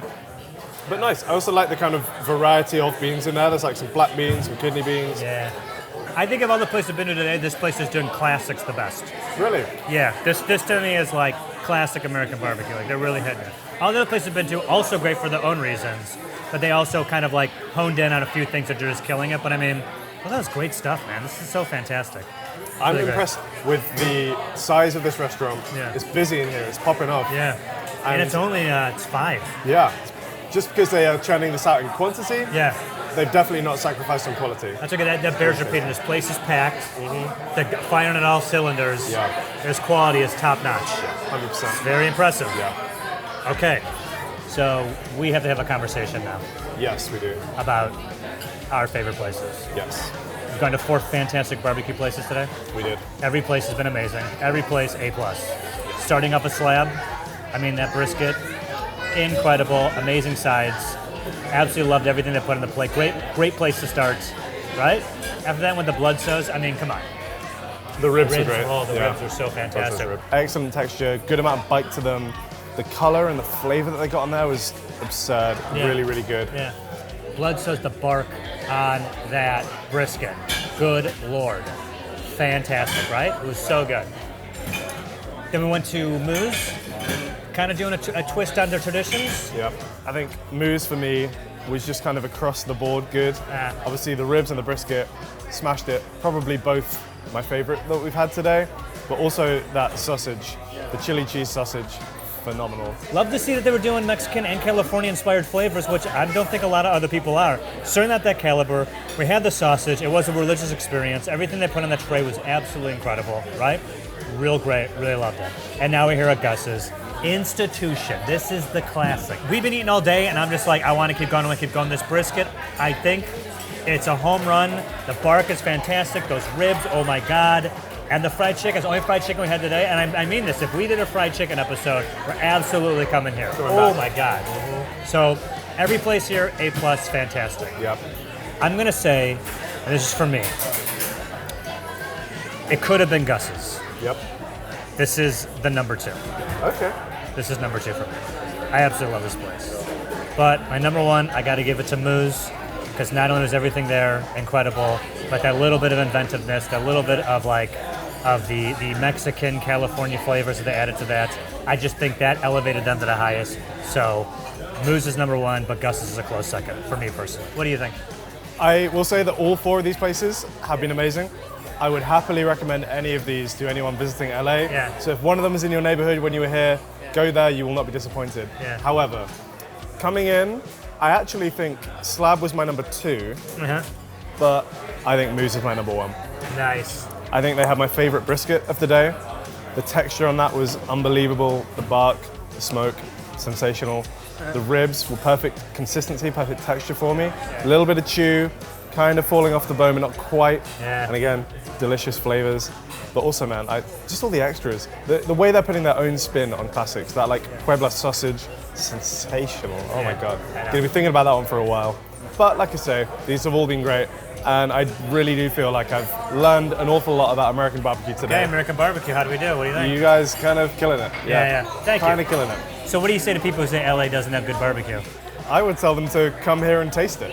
Have they had these 4 places? Because if not, Yeah. taste it. Don't knock it till you tried it. I'm going to be sad when I go home and do not have easy access to this kind of brisket, Nope. these kind of ribs. Nope. Yeah, I might have to start my own barbecue spot. I mean, Someone's going to do it. right, someone's got to do it, right? Yeah. You two are my son's favorite No way. food guys. May I? Yeah. Do you want to get in the picture with us? Yeah, I Yeah, would get love in there. to. He would be like so jazzed. Yeah. There you go. Awesome. What are you guys gonna do? We just got done with Gus's. We're doing a barbecue Barbecue episode, stuff. so we just went to Awesome. Gus's. Yeah. That's awesome. A beautiful sunny day in Los Angeles, and here we are at Nick's Cafe. Yeah, I've really brought the weather with me. I'm sorry about that one. Yeah, it's okay. All right, here's the game plan. Today, I'm taking you to 3 of the best diners in Los Angeles, all right? Nick's, another famous LA institution. Inside, they only have 25 seats around the counter. The wait is currently about 10 people deep, and I want to eat now, so we've grabbed this table instead. That works. Wonder why no one was sitting out here today. Yeah, I don't know why.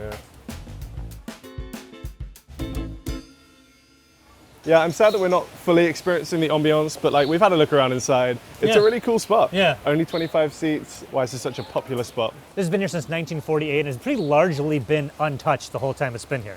Opened, unsurprisingly, by a gentleman named Nick. Nick eventually sold it to 2 homicide detectives, so this became the hangout for police and Department of Water and Power employees. Okay. So they kept this place going through all the hard times. Fed up of cracking cases, wanted That's to right. crack eggs instead. Yeah, exactly. Place to go. Yeah, that has like its own, like, not a sitcom, but a TV show, like 2 cops. They're sick of the hard cop lifestyle. So open this diner, yet for some reason every week they get pulled into a case. Some murders keep happening. To say, here's a little more coffee. This guy being like, man, I tell you, this string of burglaries nobody can solve. And the guy's like, puts his hat on. Yeah. I'd watch that. That'd be Yeah. cool. They're known for doing diner classics, but elevating them. The thing we got to try today is Nick's famous ham and eggs. Okay. So it's bone-in ham, hand-carved, brown sugar glaze. That sounds good. We have a lot of like ham, egg, and chips in the UK, or gammon, egg, and chips in the Okay. UK. Really interested to see like the American spin on that. Again, this has appeared in a lot of TV shows like NCIS, Brooklyn Nine-Nine. Okay. Great shows, cop shows, by Keeping the the way. cop theme going. Keeping Yeah. the cop theme going. I'm a Brooklyn Nine-Nine guy, so that's exciting. I actually love that show. It's actually very funny. Really funny. We're going to do an order of the famous ham and eggs. And then I also want to do the huevos rancheros.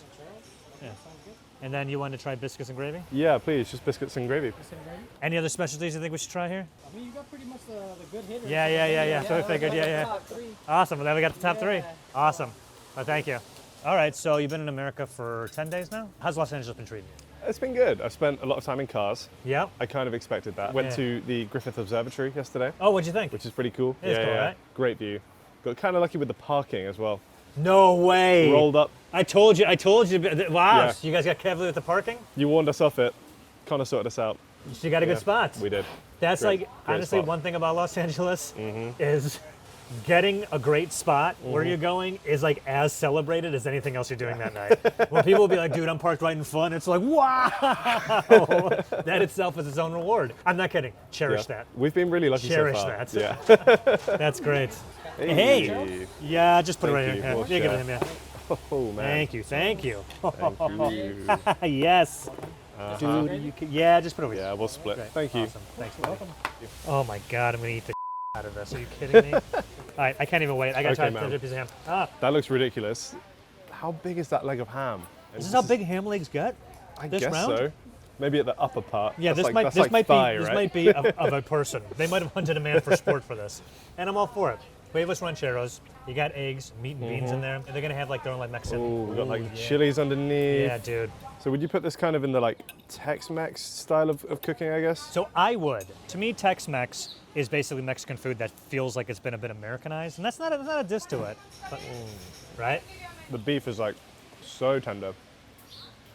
Are you kidding me? That's so amazing. This cheese on top. Oh my God. You get like the hard cheese. There's like some American kind of orangey cheese as well. Save some room because this ham is no joke. It is absolutely. So they hand carve it. It has a brown sugar glaze. It's absolutely fantastic. I got like a real like maple syrup sweetness to Yeah, it's that. got brown sugar glaze to it. Now try these hash browns. I know it just looks like regular hash I browns. will do, yeah. Okay. Let me see what it Wow, is. yeah, it's just like shreds of potato. Yeah. I personally like the shreds Yeah. because I feel that the potato gets cooked more. It's not as like thicker, as denser, so you can eat it a lot faster. But you get a lot of more. There's a crispy flavor on the outside. Yeah, I really love the shredded. Yeah, more room for browning.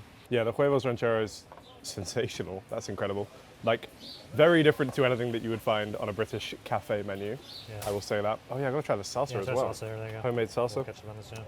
I mean, the ham here, you know they do it right because the signage is all pig stuff. But yeah, there's like the open sign is a little outline of a pig. So, I mean, you know they're doing something right when they're like, pig is here. Now, you got to save room because we also have briskets and gravy.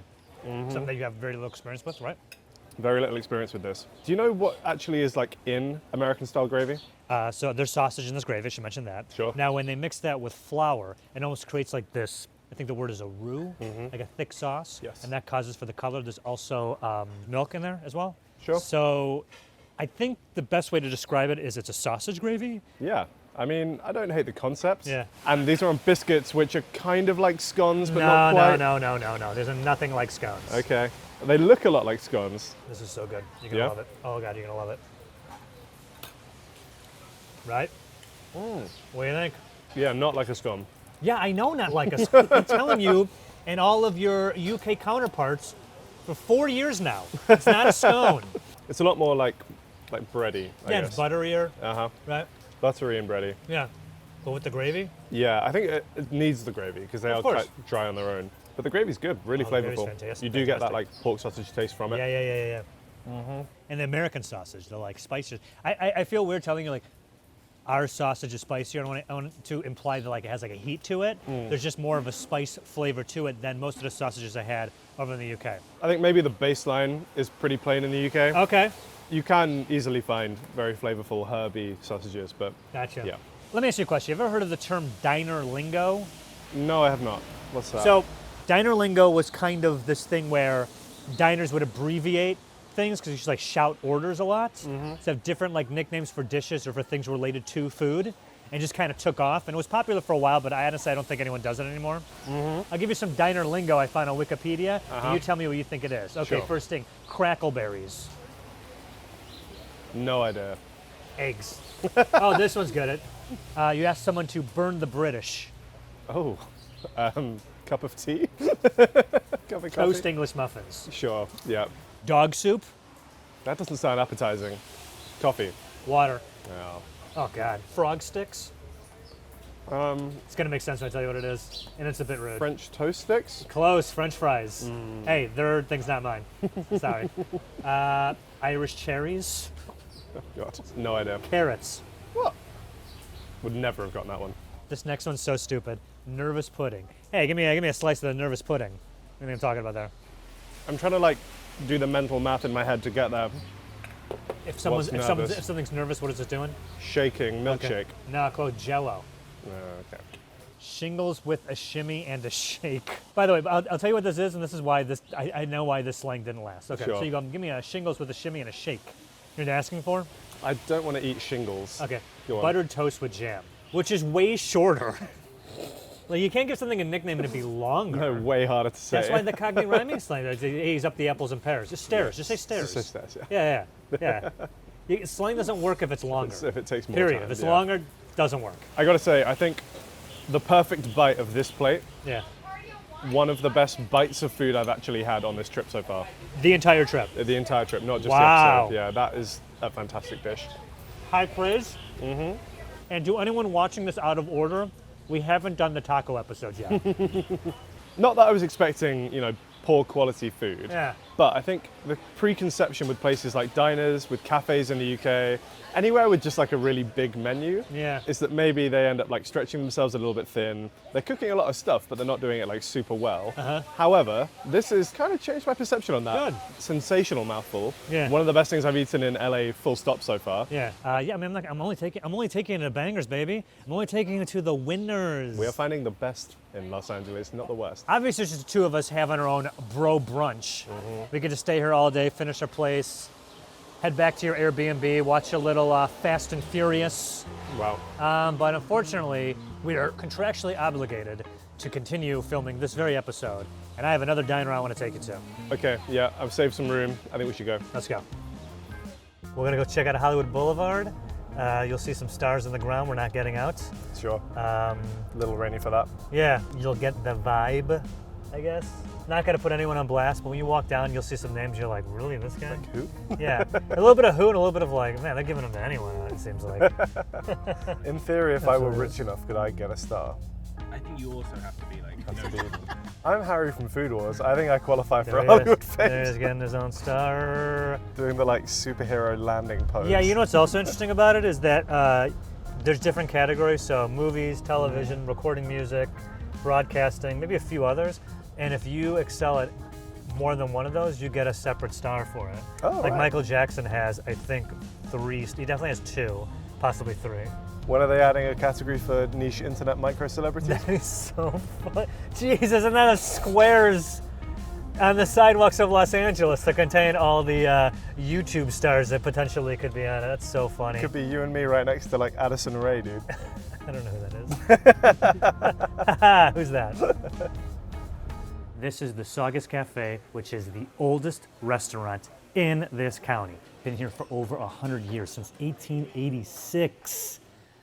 That's over 100 years, right? Yes. that Yes. is. Okay. It was originally called the Saugus Eating House, and it was connected to a train depot across the street. You saw the train tracks when we were pulling in here. So they picked it up and moved it over here or something. And anyway, what do you think of the vibe? I'm liking it. Yeah. 1886, did you say? This is, by your standards, very old. Doesn't feel super, super old, but it feels like retro. A little bit like stepping back in time. Ex-President Theodore Roosevelt ate here once, had the New York steak, and said it was splendid. Okay, Big Teddy. If it's good enough for him, then it's good enough for me. Possibly in this booth. I feel like this is probably a spot that someone campaigning through this area would go. Institution, Santa Clarita, salt of the earth people eat here. That's why I took you here. I definitely am feeling salty after all the American food I've been eeating. Yeah, that's on right. this trip so far. Well, I got some bad news. Oh yeah? This might be the saltiest day today. Let's go. So here's what I think we should get. First of all, New York steak and eggs. I mean, that's Roosevelt's order of choice. Also, did a chicken fried steak. What is that? It's fried chicken. No, it's a steak that's fried like chicken. Okay, sure. I wasn't ever sure what the chicken fried bit was referring to. You know fried chicken? I do, yes. It's that, but inside is a steak. Okay. And then I'm thinking, well, let's get side of bacon, side of sausage. We got eggs, so we got that covered. I'm also getting hash browns with the steak and eggs, probably with the chicken fried steak as well.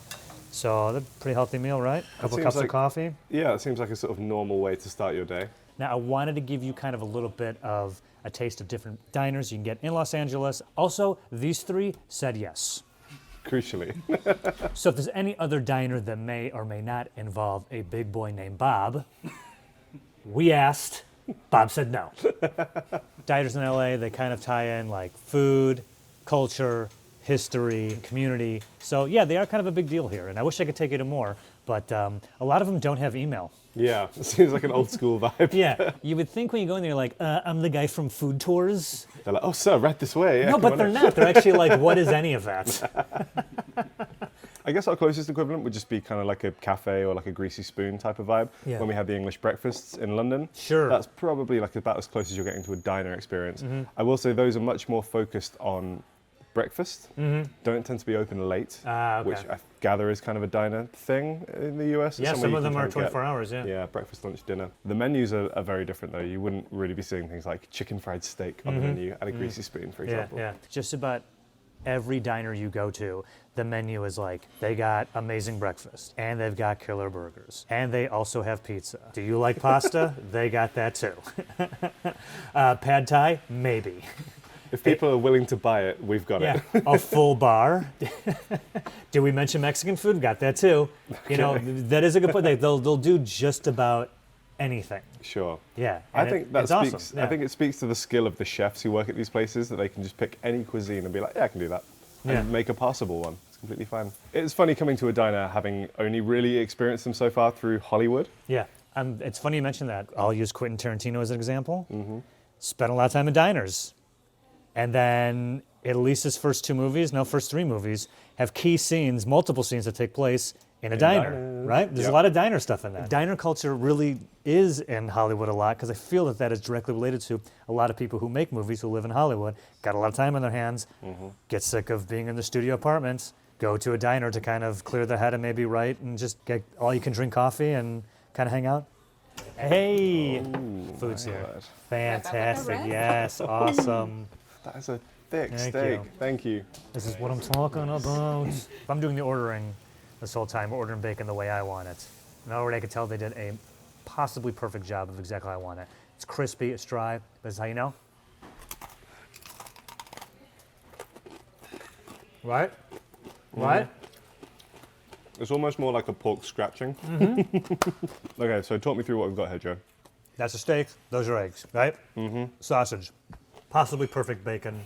You got the chicken fried steak. I got the like shredded hash browns. You got home fries? Home fries, yeah. Everyone kind of does their potatoes differently.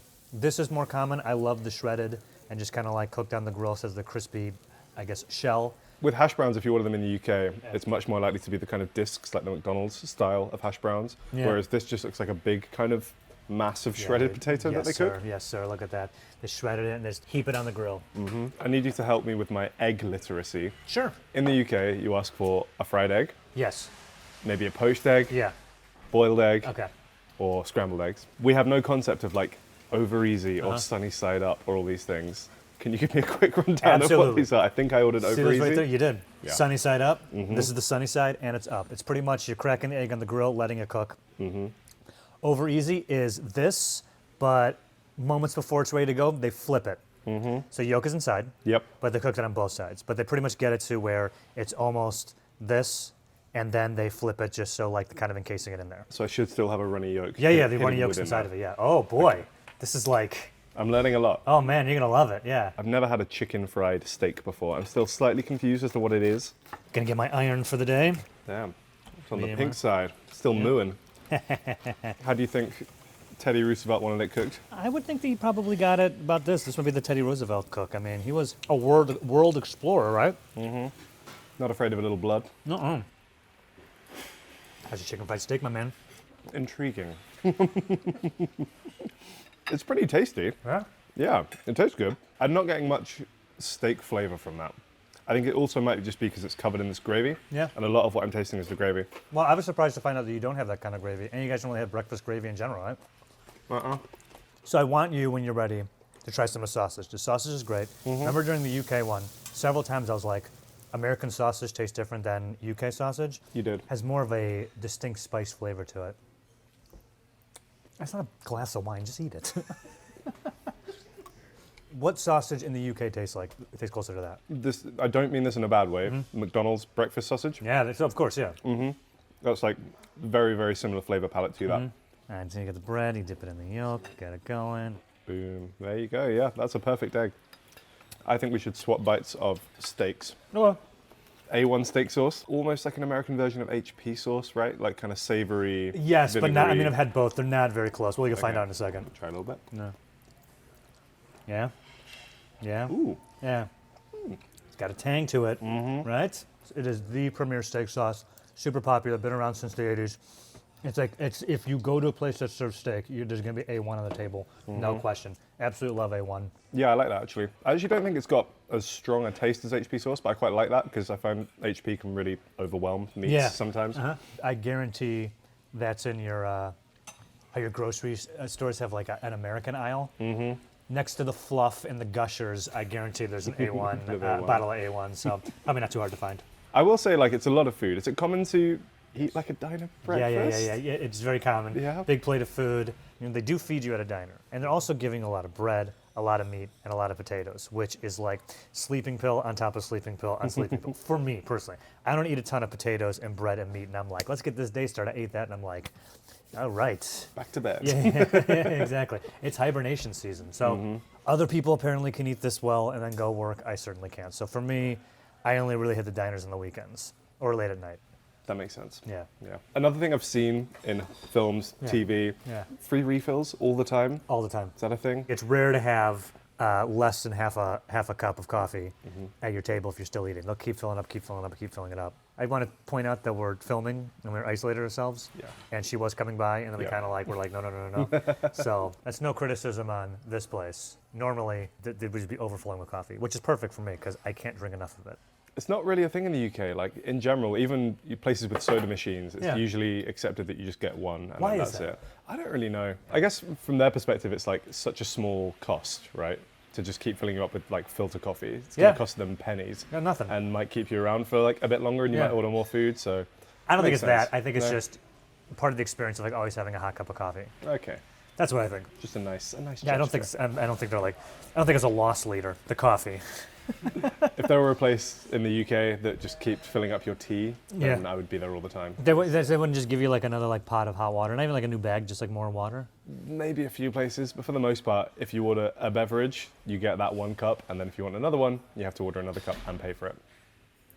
Yeah. I don't know. That sounds kind of rude, to be honest. Kind of rude. All right. I could sit here, like you say, all day, get coffee refills, Yeah. eat more and more, but I think we have more spots to hit, right? Yeah, let's go. People sometimes still doubt the fact that we do all these in one day, Oh, really? which we definitely do, Yeah. and it really takes its toll by the end if you are putting all the food away. Yeah, I'm a little beat, to be honest. Oh, God. Yeah, I think that's why they give you free unlimited coffee refills, because Yeah. otherwise you'd just be asleep at the table. I don't know anyone eats like this and then goes to work, man. I'm beat. Oy. We're at Norm's, right? I mean, you wanted a neighborhoody place. This is like in the heart of it. We had to drive through Beverly Hills to get here, right? I think this is West Hollywood. Obviously, it's packed. But yes, menu's looking real nice. The chat is nice. The chat's good. You got good chat. Yeah. The banter I'm getting from this menu. You're cracking on with this menu. I'm cracking on with this menu for sure. What do you think? I like the vibe in here. They're churning out the pancakes here. But like you say, it's like a family vibe. The waitress just came over and was like addressing the next family on the next table by name. Like they know each other here. Oh, nice. It's a welcoming spot. Interesting thing about Norm's that we're doing this now, this is actually their 75th anniversary. They've been going for a long time. Originally founded by a used car salesman named Norm. They had 23 locations, and this is the oldest surviving one. 23 locations is quite a lot. Popular spot, right? Yeah, this was declared an LA historical monument, partially because of its architecture. And I may be pronouncing this wrong, but there's a type of architecture that's very popular in diners called, I believe it's Googie architecture, possibly Googie. It's the word Google, but replace the L with an I. Perfect. It's very like car-focused, space age, but like Jetson era looking, what the past of the future was going to look like. It was a style that really boomed in the 50s and 60s, right? So then they were like, this is the future. Now we're like, it's kitschy, it's the past. Go figure, right? But this has that look for it, and a lot of the Norm's restaurants were designed to look like car dealerships. Norm was a car dealer. There you go. Paying homage to his origins. Gonna get you some pancakes. I would love some pancakes. I Get feel you like some. that's an American breakfast staple that we haven't really had yet. How often would you say you have pancakes in the UK? Not very often. A lot of people seem to confine it to one day of the year Why? in the UK. What? We have this thing, you know, Shrove Tuesday? It's No. a Christian thing. What is it? It's like part of the Easter festivities. It comes before Ash Wednesday. Shrove Tuesday. Shrove. Shrove. What's Shrove mean? I don't know exactly what Shrove means, Uh-huh. but the idea of the day is that you kind of use up all of the like rich foods in your house before Lent. That makes perfect sense. Somehow, I don't know exactly how, this translated itself into Pancake Day. So you can't have pancakes on Lent. I think traditionally what you were giving up a lot of stuff. It was like, I'm going to give up like all nice foods. Oh, so and pancakes were like the sweet treat. things. So let's fill up on Yeah. pancakes so you can't have them for a month. Pancakes is like, we got loads of like eggs left over. We got to get rid of them all before Lent starts. Oh, yeah, okay. What do? Chuck them in some pancakes. But all that goes to say, pancakes, not as much of a staple in the British diet, Okay. and definitely not found on typical breakfast menus. That's wild. Yeah. Well, you should get pancakes here. No, we haven't had them yet, have we? No, we've not. I'm very Definitely keen. gotta have American pancakes too. That's like big breakfast 101. Oh yeah. I'm thinking we're gonna get the lumberjack breakfast. Got a little bit of everything, including pancakes. We'll also split a meatloaf. The meatloaf here is supposed to be ridiculous. Also, might throw a little waffle in the mix. Anything else? No, that sounds pretty good. I don't think I've ever had meatloaf before. So What? I'm excited for it. It's not a commonly Oh, eaten thing in the wow. UK, I know. Man, you're in for a treat. I feel like with that, with the breakfast, with the pancakes and the waffle, we're hitting all the boxes I expect from a typical American diner, so that sounds good to me. We're eating.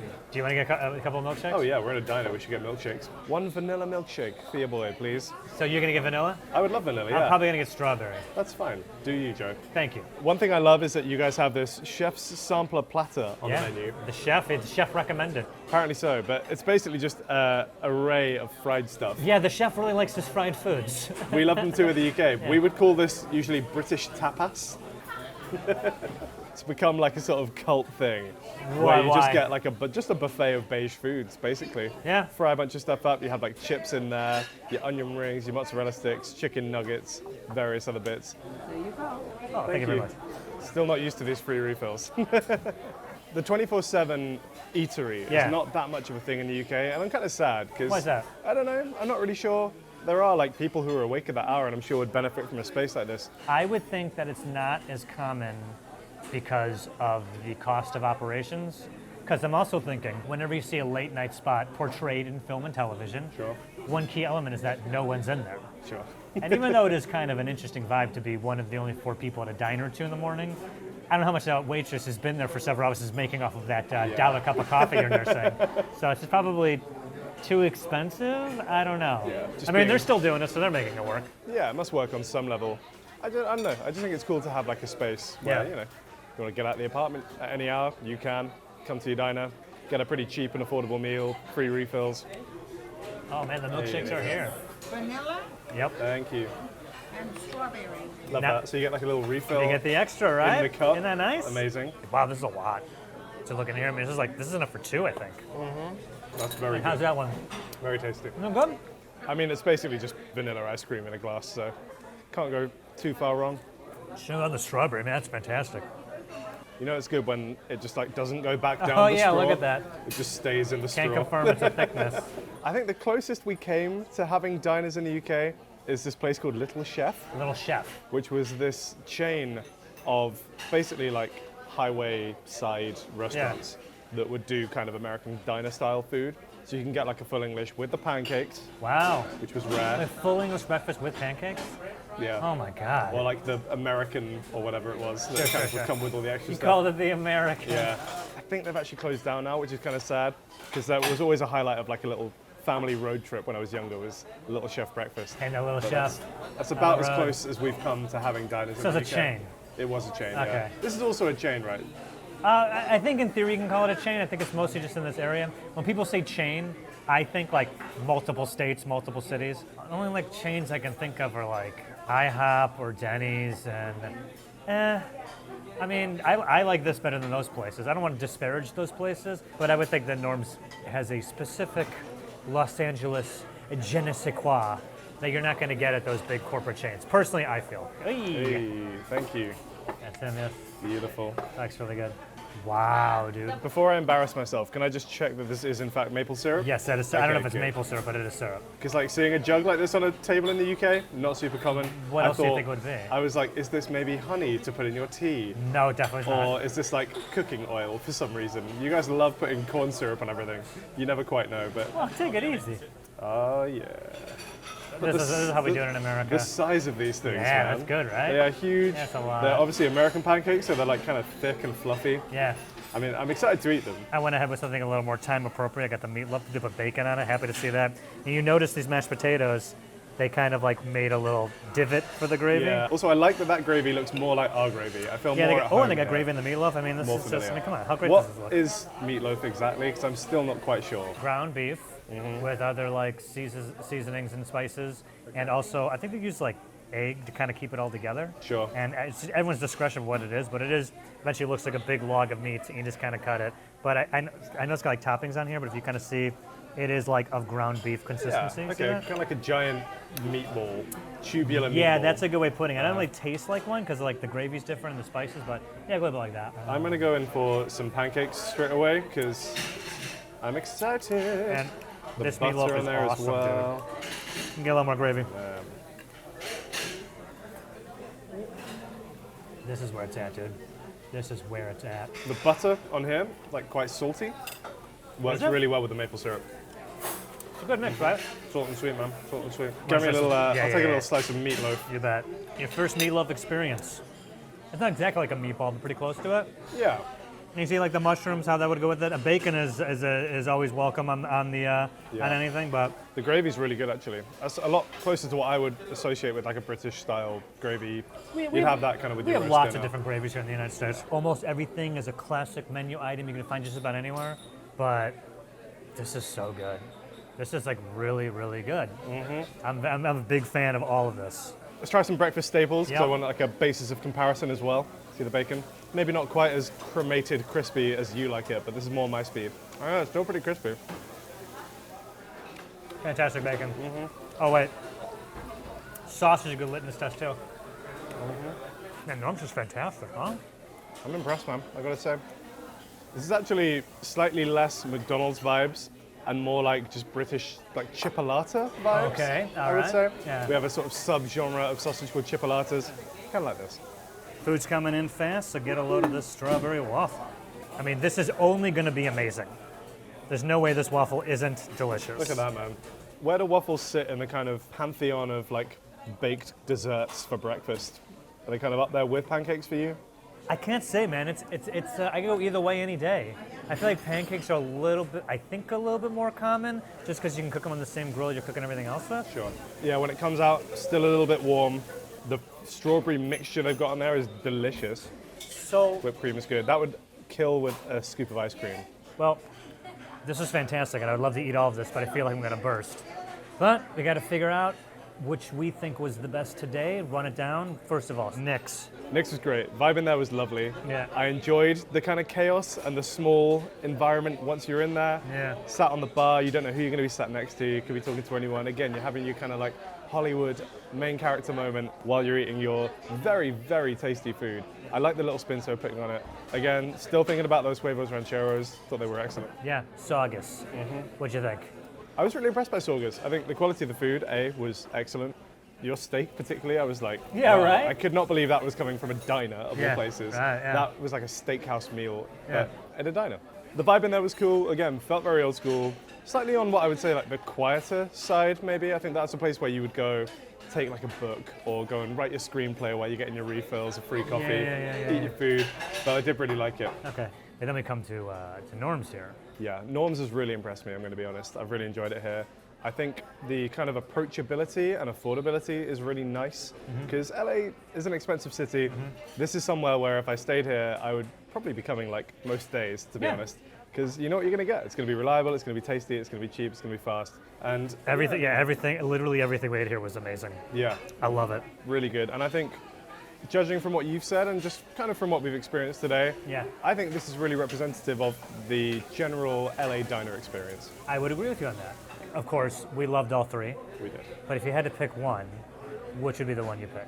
My decision is kind of coming more down to the vibe, I think, Okay. rather than the food, because the food at all of them has been really good. Okay. And I would happily eat at any of them again. What was your favorite vibe? I think Norm's might actually be my favorite, man. Number one. If I were to recommend this to a friend who wanted an authentic LA diner experience, Yeah. this is it. Yeah? It's like, yeah, it's a chain, but it's still got the heart. It's got the history. It's been here for so long. Yeah. The people in here are so friendly. Yeah. The food is excellent. It's Yeah. quick. It's tasty. Yeah. I don't know. I mean, I do don't you know feel what like more you're you can almost like in a movie that takes place in a diner? Yes. I kind of feel that, yeah. There's going to be like a shootout involving Sam L. Jackson over there somewhere any minute now. And we're going to be here eating delicious pancakes and eggs. How about you, Joe? Would you agree? This is fantastic. I loved everything here. But I was really blown away by the food at Nick's. But it's just different. Yeah. But also, He's really struggling here. Man, you're a man divided. look, I'm going to say Nick's Sure. with the caveat is that these two places are not very similar. And both are fantastic. This was so good. I love this. I think what did it for me with Nick's is the elevation of the food dishes that we had. I guess I just like the uniqueness of Nick's. But this, I mean, everything here is such top quality. I love it too. So I'm just gonna go Nick's, but literally by like a pimple on a nose, just going through like a photo finish. It's a photo. Like, here's it. Nick's, Norm's. Nick's, Norm's. That's how close it is. My interpretation of the verdict Yeah. is that, you know, you're an Angelino, you've lived here for a while now. You've been to your fair share of diners. That's true. So I guess them doing things slightly differently, putting an elevated spin on it. That's a very good point. For you is like, oh, this is new, this is exciting. Yeah. Whereas honestly for me, like I've not been to many diners, first time in LA. And this for me is like everything that I imagined and everything I wanted a diner to be. And you got it. And I got it right here. So it's like when I went to Witherspoon's, and I'm like, this is the best. Yeah, I couldn't imagine anyone not liking this. Is that what it's like? exactly like that. Okay, I'm yeah. not comparing this place to Spoons whatsoever. Please don't come at me. I was just joking. I feel like if someone comes here and they're like, I just want the authentic diner experience that I see in TV and movies, Yeah. they absolutely have to come to Norm's. Yeah. I love diners. I do think they are distinct from the UK CAF experience. Okay. And I would quite like to see more of them in the UK. Fantastic, my guy. I there any like behind the scenes questions from food tours that you get a lot? No. No. Good. That's that then. This is Dad's Donuts in Burbank. This is a Cambodian-owned family shop. Classic LA donut shop. Yeah. Obviously, all the places we're going to today have classic. I want to take you here because this is the classic look, the classic setup. I'm excited about today, man. I love donuts. Are there going to be like a few donuts that we get at each spot today to kind of compare?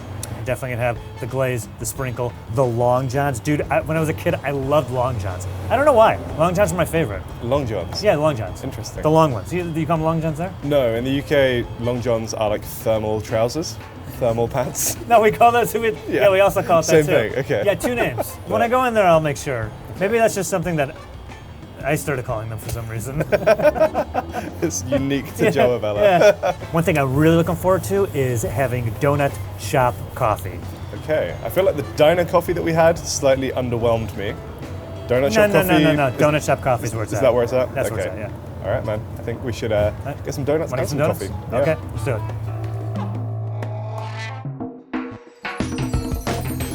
I'm losing my mind. This is gonna be so much fun. I'm It's gonna be psyched so much here. fun. Yeah. Okay, here we go. Let's go. Ba-ba-booyah. Ba-boo. Oh, yeah. Beautiful. By the way, they call these chocolate bars. Not Long Johns. Yeah, but she said that some people do call them Long Johns. Okay. Let's get a glazed here, man. Start with the glazed. Straight in with the classics. First, We diving right in. These Look at this thing. beautiful. Look at this thing, right? Look how pillowy and thick this is. By the way, 6 donuts, 2 coffees, $13. It's really not bad. That's a pretty good. That's a nice price. Yeah, that really is. Just before we bite into it, I want to say, like, usually in the UK, Yeah. you don't get a ton of glazed donuts. Why not? Generally just go for more granulated sugar on top. Glazed donuts for me are more associated with like Krispy Kreme or like a fast food donut, for example. Yeah, wait a second. So Krispy Kreme was the first time glazed donuts were really introduced to the UK?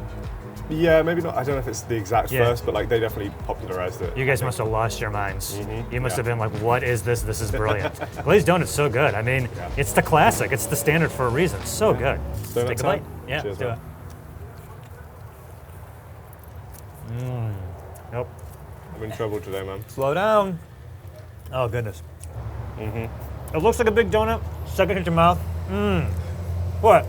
Did you want to chew and then? No. No, I gotta talk. The glaze can be very sweet, very delicious, but very sweet. Sure. It isn't too glazed, right? No. The pairing of the glaze and the dough, absolutely fantastic. Works so well together. I mean, you're biting into a sweet cloud. It's so delicious. If I was commuting to some soul-sucking job, I probably would get donuts and coffee on the way there. Just a little treat, you know? Just something to Yeah. just like, all right, I need a moment to myself before I go into battle. And also, let's not forget we got other donuts here, including my boy, the Long John. Now The this long one, donut yeah, bowl not stick glazed, thing. but covered in chocolate frosting. Sure. Effectively just glazed. What's the difference between frosted and glazed? Frosted is frosting, and glazed is with the glaze. Okay. How do you like that? How do you like that insight? I got it. Is there chocolate inside here? Oh. Right. Whatever they're doing with the dough, so good. So light, deceptively light. That's what I love about places like this. You look at it, you're like, yeah, donuts, I got it. Who hasn't had a donut? But then you have these, and you're like, wait a second, what's going on here? And in there, classic setup, doesn't look like they're doing anything fancy or special. I think that's just they're leaning in and have leaned into quality ingredients, great taste. I feel like with the glazed ones, the amount of sugar on there, I Yeah. would be really productive for like an hour and then just out cold. But that's why you Yeah. got the coffee. What do you think? Yeah, good coffee. What I've noticed about donut shop coffee is there's some sort of quality, and everyone who's had it knows what I'm talking about. It's always really good, but you see they do it, they have like the big bags, and you're looking at it, you're like, what's that brand? It's like some unknown brand that they're Okay. buying in bulk, Sure. right? They're just cooking, they're burning it, it's going 24/7, just cooking the coffee. It's like that perpetual stew. You see when they make that? That's right, Yeah. that's perfect, that's exactly what I'm trying to say. This coffee, it's perpetual coffee. It's got the flavor of this coffee and also the 40 coffees that came before it. It's so rich. A perpetual stew. Perfect. Thank you. Yeah, and I had to say, it's great.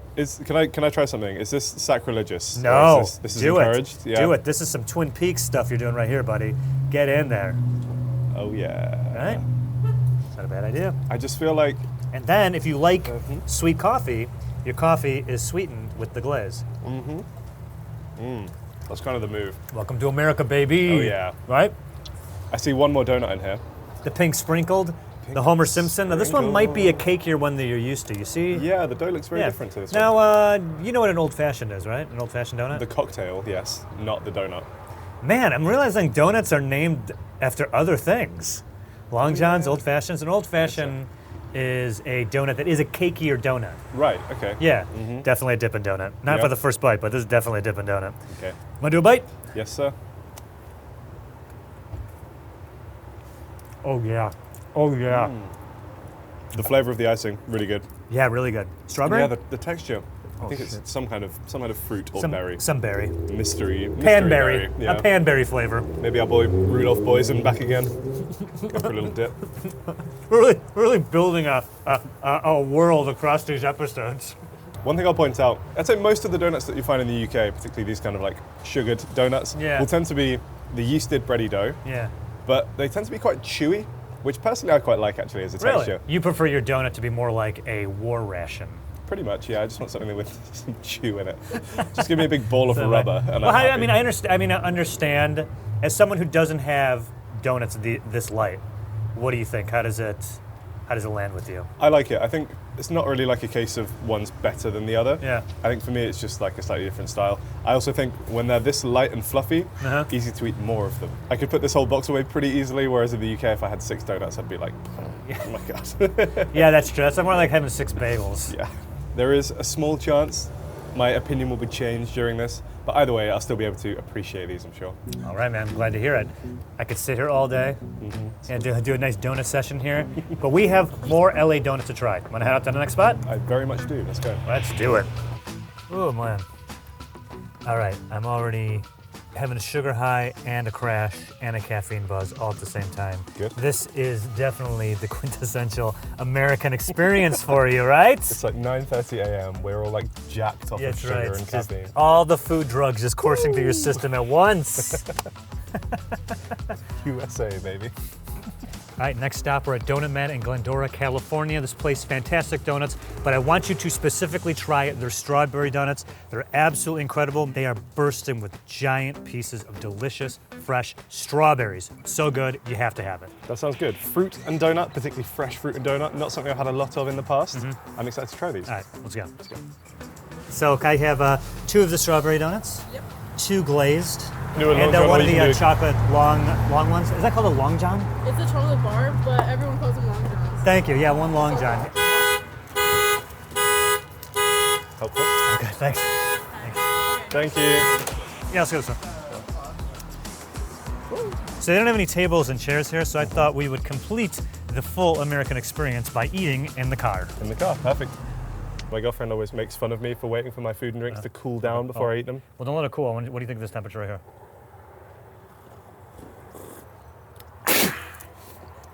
What the hell is wrong with you? What are you doing? That's far too hot. No, it's perfect. I want to be able to taste these donuts. I need some taste buds left. Ah, Oh my to god. bathe in this coffee. You're insane. All right. Teflon mouth. Okay, let's take a look at some donuts. This box looks wild. Yeah, beautiful, right? We're going to get onto them in a second, but those strawberry donuts are very exciting You to me. can see why they're so famous. Now this is glazed. Looks Yep. nice though. It does. It's a good bite. Yeah, not the like thickest one, which is fine. Yeah. I think sometimes actually if they've gone too thick, they can have overproved a little bit Sure. in the baking stage, and you can end up with almost like too fluffy and not enough texture to it. Also, like not too heavy on the glaze, right?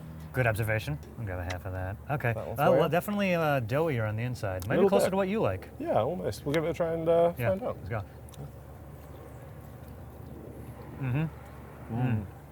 That's good.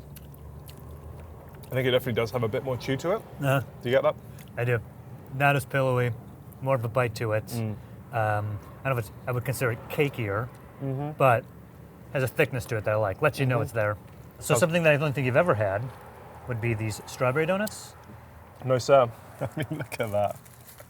This is technically a donut, but look at that. It's like a strawberry sandwich. This thing is This looks ridiculous. amazing. There's like Wow. a whole punnet of strawberries on here. A what? Punnet? Is that like a unit of strawberry? Like no, a bushel? it's just a container. Oh, okay. We're all learning. Regardless, they've So if been you're watching at home, this is a punnet version for those in the UK. Hey! Oh no. Oh crap. Straight on the jeans. Yeah. That's There are Literally bursting with strawberries. There are a lot of strawberries on here, like all the kind of jam and stuff that comes with it as well. Look, there's a lot in the box. Like too. strawberry syrup. I'm gonna just try one right now. We'll get this one because it's going to fall off otherwise. Oh wow. That's so good. It's a good strawberry on its own. Just try and get some with the donuts somehow. Oh.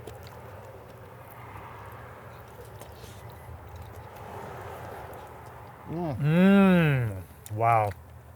Holy moly. That's really good. Wow. I feel like donuts ideally are like a convenience food you can kind of eat one-handed with a coffee. This one I think you need to be sat down, maybe even a knife and fork for Yeah, one of this these. one's more of an event, but wow. This is so fantastic. If you get a bite with everything in there, wow.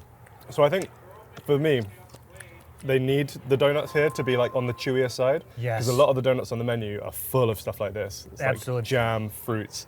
The thickness of the dough here also has almost like a support donut buttress like use to make this thing so I can barely talk. This is so good to make this thing possible. Yeah. I mean, wow, this is really good though. This is so fantastic. Is this still a breakfast food? I mean, how do you even come up with the idea for like a strawberry donut with that much strawberry in it? Well, from what I hear, the owner actually had a friend who owned a strawberry patch, and one year the guy had more strawberries than he knew what to do with, so designed the strawberry donut just to help him out, and then over the years it's become their most popular item. Love that. Kind of by accident ends up becoming iconic. Yeah. And yeah, you can see why when it's that good. It's fantastic. Now, one of the secrets they say to making these donuts is they use potato flour and a soybean shortening. I don't know what they're taking out or what you normally use, but I think that probably is why it has that a little thicker consistency, but not too thick, right? Yeah, it's got like a starchiness to it. Yeah. Speaking of fruit, another fresh fruit they have here is an apple donuts. The apple slice is a little more manageable than the size of these strawberries. A little bit. But I got this one too because from a distance it looks like it's filled with beans. And I know you like your beans. You want it just to make me feel at home? I appreciate that.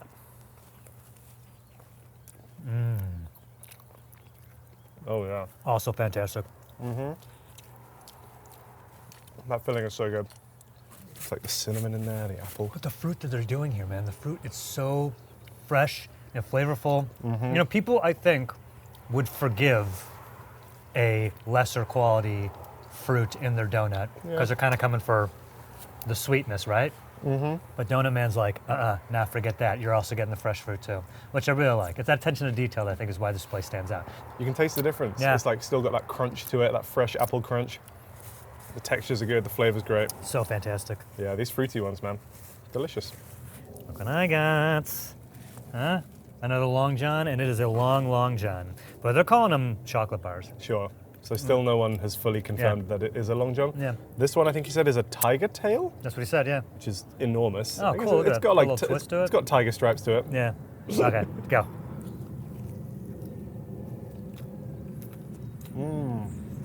The chocolate inside there. It's like a babka donut. Oh, yeah? That's really good. Oh, yeah. Wow. Is this unique to this place? This is really good. He said it was one of their signatures, one that they're known for. So, how do you like eating in a car? I mean, it wouldn't be my first choice. Oh, this is considered the boot. The boot of a car, yeah, your car boot. It's eating gigantic donuts in the boot of a car in a parking lot somewhere on the side of a really busy road. Sipping my scalding hot coffee. All right, this is fantastic, but a couple more spots I want to take you to. So you want to head out to eat some more donuts? Absolutely. All right, more Let's go. donuts, let's go. And the next spot I'm taking you is the Donut Hole. This place is great because it's a drive-through and feels like you're driving through a giant donut. Amazing. Yeah.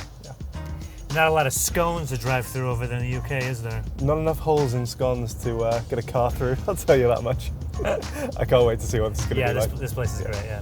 This, I think, is a pretty American thing to the restaurant be shaped like the thing it sells, Yeah. right? Hi, how are you? Great, can I do 2 glazed donuts? Can I get 2 of the chocolate sprinkles? And let's also do 2 of the maple long johns. Thank you. Man, this is a good-looking box of donuts, Joe. Yeah, man, I took you here to the Donut Hole, parked right in front of the titular hole.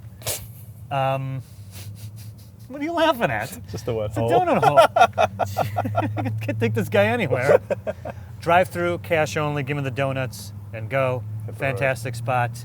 Famous for its structure and donuts. Grab yourself a glazed. Start with glazed, yep. And look at this guy. This is a pillowy donut. You know it's pillowy when you pick it up, Yeah. and just from the act of picking it up, your fingers kind of like squish it. Yeah. It's like feather light. Yeah. On the bulkier side of the glazed ones that we've had so far, I would say. Nice and fluffy. Makes me think it's going to be quite an airy bite when we bite into it. And also great glazing coverage. Yeah, I got a glaze as well. coverage. Yeah, good glaze coverage. This donut's so pillowy. Now, I'm not going to, but I'm resisting the urge to completely just shove the whole thing in my mouth. I bet I could. I don't think I could chew it and swallow it, but I feel like I can compact this one. That's how pillowy this donut is. Now I feel like we should try that. We'll see. You've said it. We'll take a couple bites. We'll see. We'll have a donut shoving in the mouth contest in a minute here. But first, let's just do a regular bite. All right. Baseline comparison. Here we go. Okay.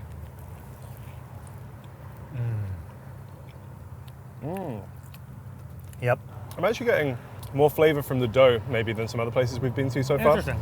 Getting like vanilla-y notes from that one. I think sometimes I actually do just want like a nice plain dough and let the toppings do the talking. But particularly with a glazed donut where there's so few ingredients and like no toppings on it other than the glaze, it's quite nice to have like a little bit of additional flavor coming through from the dough. Now, I feel like the way that the hot dog eating guys do, they dump it in water and then shove it in their mouth. Think the coffee would make it? That might help. Yeah, it might Okay. help with the digestion. Okay. You going for it?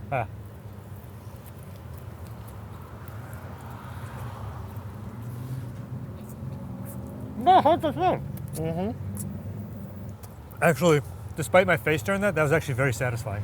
I'm really glad we did that. That was good. Yeah. I want to hit you with some donut facts / history. Bring it Ready on. for donut history? So ready. All right. Who originally brought oily cakes, aka oily cakes, to America in the early 18th century? How are we spelling Oli cakes there? Olykkoek. Kek.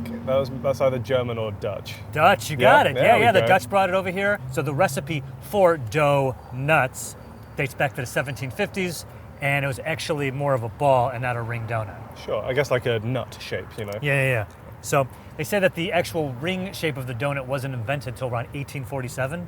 That's a specific year, which is strange. It really is. And they got that. I mean, how did they even record history back then? I don't know. History is recorded by the winners.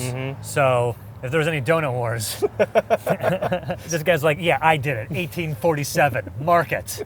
The only one in this village who can read or write, so I'm documenting So it. it's all, yeah, all up to Okay. date. So this is Next the... up is the Long John. I'm going to ask this at every spot, but did they call it a Long John here, or are you still the only person who says that? Well, I said Long John, she got him, but Okay, that's fine.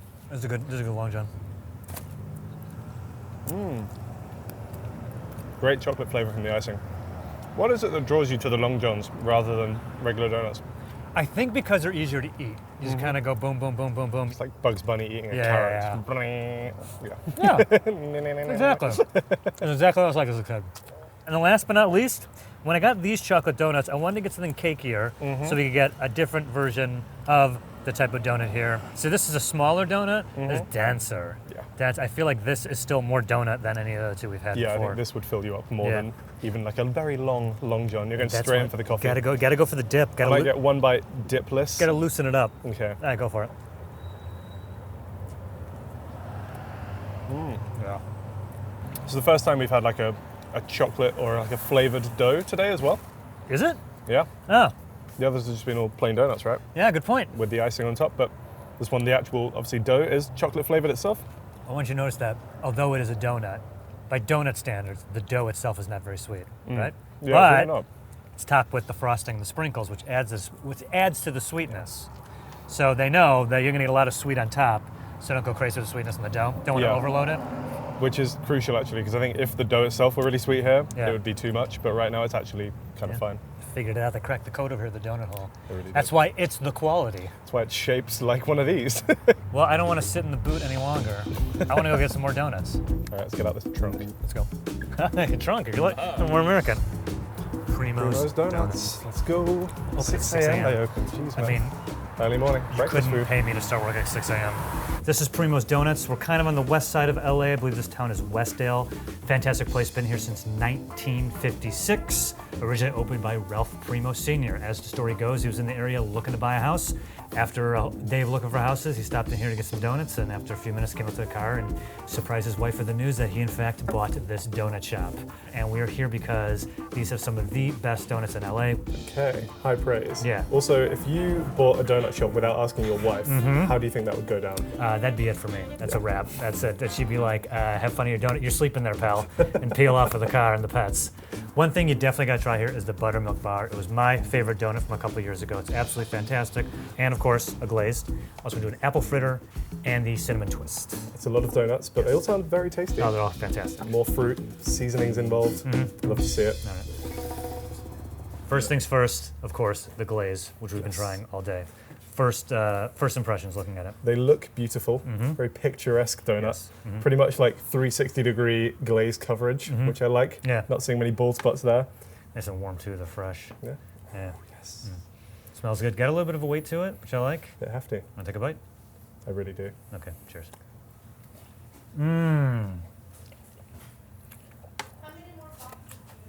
There are a few greater pleasures for me in life Yeah. than biting into a still warm donut. All right.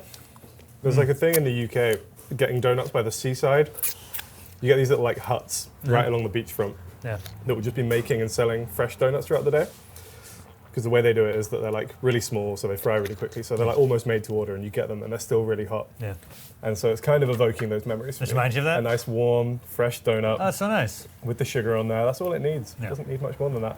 That's really good. Really good, Texture-wise, how's this stacking up for you compared to some others? It has a nice thickness to it. It isn't as pillowy as other ones we've had today, but I really like how it still's incredibly soft just biting into it, right? Just because it looks thicker, it's a bit deceitful. You think it's going to be a thicker donut, but when you bite into it, oh man, just melts in your mouth. It's an interesting mix actually, because like I say, sometimes it'll be a bit chewier, sometimes it's a bit lighter. It's definitely got some chew to it, but like you chew it once or twice and then it just kind of melts, which is really impressive. Yeah, I don't know how fantastic. they're achieving that texture, but that's a really fantastic glazed Well, donut. slow down there, man. We got other donuts to try. Anything else jumping out at you we want to try next? I mean, you've been raving about this buttermilk bar. This is the one. This is the one. Okay, you want to jump right into it? I think we should. man. Grab yours, buddy. while Which it's one do you still- want? While it's still fresh. Yeah. Oh, Also still just a little bit warm. signature menu item right here. Talk me through what I can expect. Why did you like this so much last time? I don't know. I can't describe it. I mean, like, compared to other donuts, it just had a unique flavor that was fantastic. But with the glaze, you just got to taste it for yourself. All right, Want to go for a bite? very much so.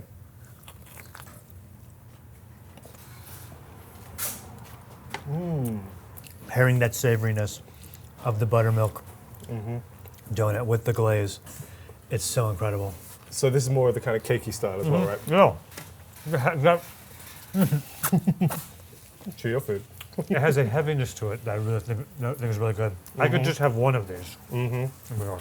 Yeah, I think it's fantastic. I don't think we've had any other donuts that taste like this one today. And to be honest, I don't really have donuts like this very often. That's why I think it really stands out Yeah. as being so special. To me, like, it's pushing the boundaries of what a donut is. Go on. But in terms of the textures, in terms of the shape, just, I don't know, kind of unique compared to a lot of other things that I've tried. I agree. It's incredibly Yeah. unique and it's really delicious. Very tasty. Okay. Okay, few more to try. Starting to hit a wall here. So let's do this. Okay. Cinnamon. At one point, these were shaped like a butterfly, but now it looks like they've morphed into more of a swirl. Right. But still. This looks somewhere between like a cinnamon roll and like a pain au chocolat, which is kind of an impressive shape. Yeah. It's got the cinnamon inside, you said? I believe so, And yes. It's like crumble stuff on top. Yes. Okay, I agree. I'm also starting to get on the more full side of things, so measuring my bites a little bit more. Oh, man. A lot fluffier. The amount of cinnamon sugar that's packed into that, Yeah. that's a lot. You do get a real cinnamon roll kind of vibe from that when you bite into it, especially with the icing. Yeah. It's like a Cinnabon that you don't have to eat with a knife and fork Yeah, and, that's then right. take, It's like- and then take a nap Yeah, immediately like after. Cinnabons like dripping with their weird sauce that make them impossible to eat. This tastes just as good and is more of a manageable donut or roll to eat, whatever you want to call it. Yeah. Cinnamon is great, Correct? and I feel like as good as cinnamon donuts or pastries are, I usually don't get cinnamon. I usually go chocolate, something else. But whenever I have something cinnamon, I'm like, oh yeah, cinnamon rules. Cinnamon's so good. Right? Man. So, yes, dude. Cinnamon is so good. There's one thing to take away from this video. Cinnamon is awesome. Thumbs up from me. Oh, wow. We got one more. Yes. Apple, baby. Still warm as well. But that just fell apart in your hand. Just, yeah. Oh, that's so soft. Still yeah. so warm and soft. Yeah. Oh, goodness.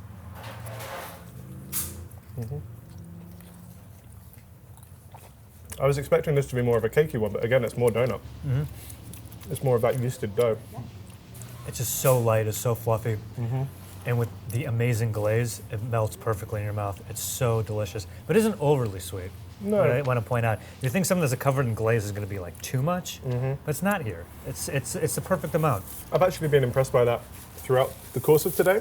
I think particularly my perception of American food is that sometimes it can be a little bit in your face with the flavors. So I was expecting. No. I know, right? Really? Believe it or not. Oh, yeah, I guess I could see that. I think I was expecting it to be really like hit. You know, sometimes you bite into something and your teeth hurt because there's so much sugar in it.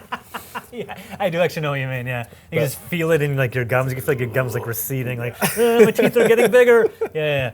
Yeah, there's some places that do that, yeah. Sometimes, but honestly, like the places that we've been to today, including this one, the glaze itself isn't actually absurdly sweet. No. It's actually quite balanced. Yeah. And again, when you've got other sweet ingredients in there, you've got the apple in here, you've got some cinnamon in there. Still not overdoing it. Now, you had said something earlier that I think is funny. You said that the term donut is an insult? Yeah, I mean, it still means donut in the UK, but Yeah. I've often heard donut used as an insult, often combined with a word like absolute, so like you absolute donut or Okay. something, would be, you know, you're an idiot. I feel like that's the tone too, because if you were over here and someone's like, "Oh, you absolute scone," you'd be like, "I'm gonna go ahead and assume that wasn't a compliment." Yeah, so I don't think anyone's just being like, "Oh, you mean I'm like nice and sweet?" Oh, cool. No, yeah. Stop it. Go on, fresh. Yeah, I like that. Yeah. So this was absolutely fantastic. I would love nothing more than to stay here and finish these donuts and Yeah. then roll ourselves back home. But I got one more place I want to take you to before we head out. We can do that. Let's go. So what is your go-to, sweet breakfast in the morning? It's just not common in the UK to have that sweet a breakfast, especially not donut level sweet. Right. Maybe like a croissant, like a pain au chocolat, or something like that. Is kind of in the acceptable sweet breakfast pastry realm in the UK. So you guys aren't getting donuts in the morning. No, not So Krispy Kreme is dead in the morning. yes, Really? pretty much, yeah. Weird. Is that like peak time in the US? Yeah, I would think so. Yeah. All the donut chains, all the donut spots are just bumping in the morning. It's such a bizarre thing to say that you guys don't have it for breakfast. Yeah, it's so Yeah. ubiquitous here. If my mum had come home with a box of donuts for breakfast, Yeah. I would have lost my mind when I was a child. I'd Yeah. been losing it. We all did. It was the best. Yeah, donuts are the best. And maybe donuts just don't go as well with tea. Maybe that's why they've never really taken off Oh in the UK. yeah, absolutely not. Donut and coffee versus donut and tea? I don't know, man. Yeah, but you guys would have scones instead, right? Even those aren't really a breakfast food. Afternoon tea, man. So bizarre. My man. More donuts, baby. There he is. There it is. Saved you a seat. Thank Come on you. in. Thanks. All right, last spot, Randy's. You know the iconic donut. You've seen it in film and TV. I really have. Yeah, been here since 1952. 32 feet wide. And meters, what is that? 29? Just over 10. Oh, Yeah. I refuse to ever get that right. You went way over. Yeah, that's pretty big, right? It's pretty big. Yeah. And also falls in line with our theory when the building is somehow shaped with the food that they're selling, you know it's going to be great. This place is like a destination. We've got people There is. pulling up pretty much just to take a photo of That's it. right. And hopefully buying some donuts while they're here. But we're not here to talk about wild architecture. We're here to talk about donuts. Donuts. What do you have for me here, Joe? All right. Definitely got the standard glaze. Of course. I feel like you And then a couldn't couple leave of- my country without having a donut with meat on it, so I got a bacon maple glazed donut. And then something fun, this one has Fruity Pebbles on it. Do they have Fruity Pebbles in the UK? We do not. We do not have any cereals this color in the UK. Oh, no? They're a lot more dull because they're made without using these like petroleum-based dyes. Be prepared for your mind to be rewired by that. Yes. And bacon meets donut's gonna be great. And I don't think I've ever had a meat donut before. Are these common? We are undisputed. Broken up bacon bits on top of a maple glazed Long John. Sure. And it's fantastic. All right, man. But first things we gotta do, we gotta try a glazed donuts. Lazy boys. Now these two, like, I'm gonna grab this one. Why don't you grab that other one? Yeah, okay. Why did that one catch your eye there, Joe? I think it's more like the size inconsistency. Let's hold yours up next to mine. I've got like a slightly wider one, I would say. Yeah, but the hole's the same size. Just don't say anything. All right? We're almost out of here. Come on, man. But yours is a lot wider than mine. It's look at your face. Our producer Charlie went home sick, and now we're just like, Dad's gone. When the cat's away, the mice will play. All right. Anyway, let's try this donut. All right, man. Go. Oh. Love. I like the glaze. Again, not in your face sweet. I actually think from this one, I maybe get a slightly more oily taste than I have from some of the other ones. I feel like it's maybe just soaked up a little bit more of that oil in the cooking process. Now, speaking of savory, we have meat, donuts, especially a Long John. Oh, and it's warm. There is a lot of bacon on here. They've not skimped on the bacon. I don't think I hate the idea. I've had like bacon pancakes before, and those are good. With the maple glaze, I guess, taking the place of like a maple syrup that you might put on the pancakes. Yeah. I'm intrigued. Should we try? Yeah, let's do it. Okay. I get like an extra bacony bite. I'm gonna go from this end.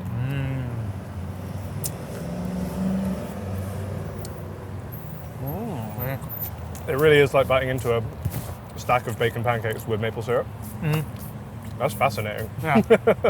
Keeping it American, No. want you to definitely experience what's like What are that. these called? Sorry, Fruity Pebbles. Yeah, Fruity Pebbles. So you don't know what Fruity Pebbles are? I've never had Fruity Pebbles in my life. Judging from the looks and the colour, I would be shocked if there was much actual fruit in here. But I don't think so. let's give it a go. All right, let's go. Oh, they're cool. Fruity Pebbles with chocolate is a weird mix. Somewhat controversially, this might actually be my favourite one of these three. Oh, wow. I don't love the Fruity Pebbles on their own because Uh-huh. there's not a lot of real fruit flavour going on now. Okay. To me, it just tastes like I'm eating like a cleaning wipe. Okay. But I actually think with the chocolate icing, it kind of mellows that out. Oh, okay. Plus, with obviously this lovely spongy donut. I don't know. Oh, wow. I think for me, this actually works quite well. So Great. I mean, all right. So now is the time to make a decision. We went to 5 fantastic places today. All of them were delicious, but we got to choose our favorites. Let's start at the top. Went to Dad's Classic Donut Shop. Classic donuts, great coffee. I think as far as the standards, the classics, they're doing it fantastically well. I loved their glazed donut. I thought it was just so pillowy and soft. And the donuts we had there were also fantastic. yeah, I agree. I thought they did the basics very well there. Probably my favourite coffee that we had today. I'm not much of a coffee guy, so might not be the best person to comment on that, but I just thought that one went down really smooth. Dipping the donut in the coffee, sensational experience, can recommend. Nice. Okay, after that we went to the Donut Man. The big strawberry donuts, what they're known for. Those strawberries, oh my goodness, were so delicious, so savory and fresh. Everything there just, I think it was like the syrup or the sauce, whatever you want to call it, that was dripping with it. Absolutely fantastic. Such a great donut. They were doing things that I don't think anyone else today has done with the donut. Sure. In terms of, yeah, the fillings that they're using, the quality, the fresh ingredients. Really love that. Strawberries were amazing. Messy. Not a eaten on the go donut, Yeah. but a very tasty donut. Really love the apple as well. And also the glazed, still doing a great job. Then we took a quick trip through the donut hole. I mean, that was a fun experience, right? The It only was. place that we truly drove through. Yeah, literally a drive-through, which I appreciated. Yeah. Cool visuals, but also some really good donuts. Yeah, we really like those donuts. I think the glaze was particularly really nice. Yes, I think that might have been the best glaze I had today, actually. Oh, okay, If okay. I just had to isolate the glaze. Gotcha. Donut hole's your favorite. All right, Yeah. all right. Then off to Primo's. One of my favorite spots. Absolutely love their unique buttermilk glazed bar. Haven't had anything like that today, possibly any other donut I've ever had. But the other ones they did, also absolutely fantastic. Love Yes. that place. Yeah, that buttermilk bar, like you say, unique, I think. Yeah. No real other basis of comparison for that, Yeah. because it was kind of cakey, Yeah. but also had the elements of a glaze. That buttermilk was giving it that like sour flavour that I Yeah. really, really loved. Yeah. And also the vibe in there. I like the family run, Yeah. old school. Yeah. It's good fun. Yeah. And lastly, Randy's Donuts.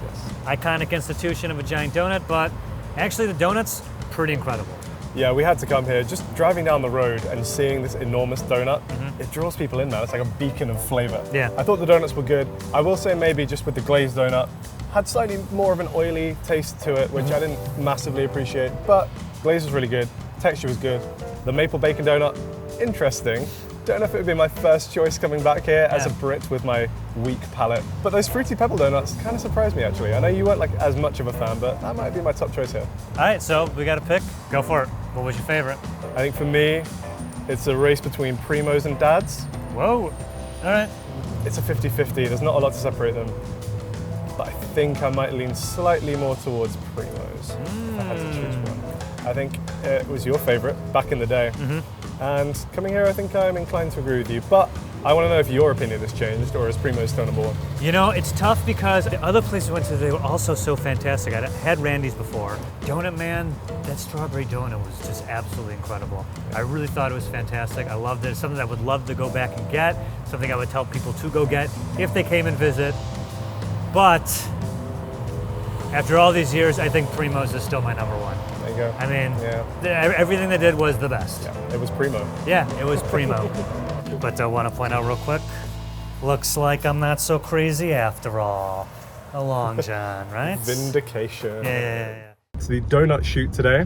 A couple of donut spots down. Joe, how you feeling? I feel actually pretty good. Yeah? I don't get feel later, but we've already had probably like 4 or 5 donuts. Yeah. And I'm ready to do more, so.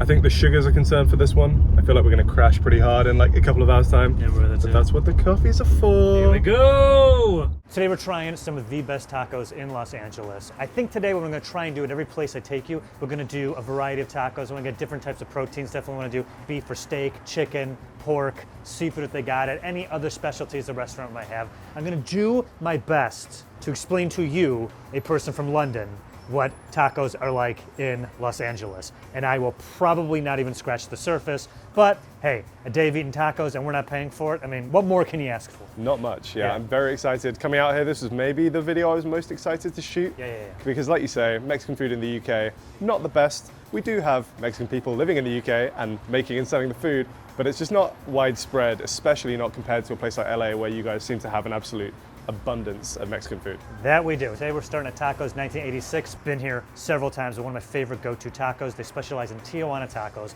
which is mesquite grilled meats, corn tortilla, dollop of guac. Okay, a couple of questions. Sure. Mesquite, that's a type of wood, correct? Yes. Nice. So it's kind of like almost like a smoked meat type of vibe? I would say so. Mesquite burns really hot and really smoky, so the meat is expected to be charred and very flavorful. Sure. I can also I can see the trompo, the sort of like al pastor thing going on in there. Yeah. Imagine that's also that. like marinated as well. So you're getting like smoky flavors, marinade flavors, various flavors. Yeah. You're a big Pokemon guy? I'm a big Pokemon guy. Today we are collecting all the tacos. Okay, we're gonna catch them all. Catch them, whatever. Oh, Jesus. Tacos and Pokemon, two of my favorite things. And I finally reached you via Pokemon. You really have, yeah. Found a way to connect with the youth. The youth. Oh my God. All right, I'm starving. You want to get some tacos? Yeah. Let's do it. Let's eat. Guys, What's up? Very we well. got these right here are 2 adobada tacos, and we got a variety of 2 carne asada and 2 chicken tacos right here. Hey, thanks so much. All right. What's jumping out of you? Which one do you want to try first? I think, just from what caught my eye as we walked in, the adobada, the sort of like al pastor one. Yep, loaded with delicious meat. You can see they also put cilantro, onion, and guacamole on there. Yep. This looks incredible. You can see the char on that meat. Really does. So hungry. Let's go.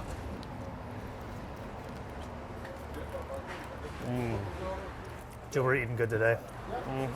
Right? That meat is incredible. I mean, I'm a big corn tortilla guy, but the meat, you can taste that smoky flavor in there, and I'm sure they have a very secret recipe that they're not going to share with us on how they flavor that meat, but whatever they're doing, it is absolutely fantastic. That thing is just slow cooking over there. They scrape it off to order. Yeah, the seasoning on that is amazing. When you cook something on a spit like that, and the outside bits get like a little bit crispy, Yeah. a little caramelized. Nice, right? Really good, but super tender as well. Yeah. The corn tortillas actually aren't super common in the UK. Oh, really?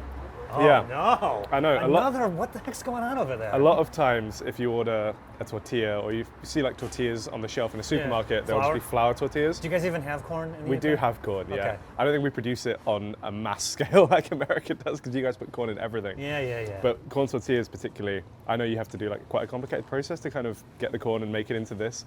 I don't think many people are doing that in I the have UK. no idea how to make corn tortillas. I just eat them. Moving on. No. Beefy boys here. I also love the presentation here. This is almost like a flower. It's just like, look at this little cone they have here, right? Loaded with their special guac. I don't want a bunch of flowers. I want a bunch of tacos. Yeah, please. dude. I mean, how amazing is this? So good. I'm gonna pick this all Next up thing we're without going to the losing carne all my bits. asada. Also cooked on a mesquite grill. A lot of the best places will just have so many different salsas available. Yeah. They're homemade salsas. And it's almost like you can just mix and match whatever other flavors you want to add on Just here. what you like. I'm kind of just freestyling it here. Yeah. I think the green one's going to hit the Hit me spot with on a this one. little bit of green. Okay. I can't be trusted with my own Little bit of salsa. that. Yeah, no kidding. All right, let's get in here. All right, man. So this is the beef, the carne asada.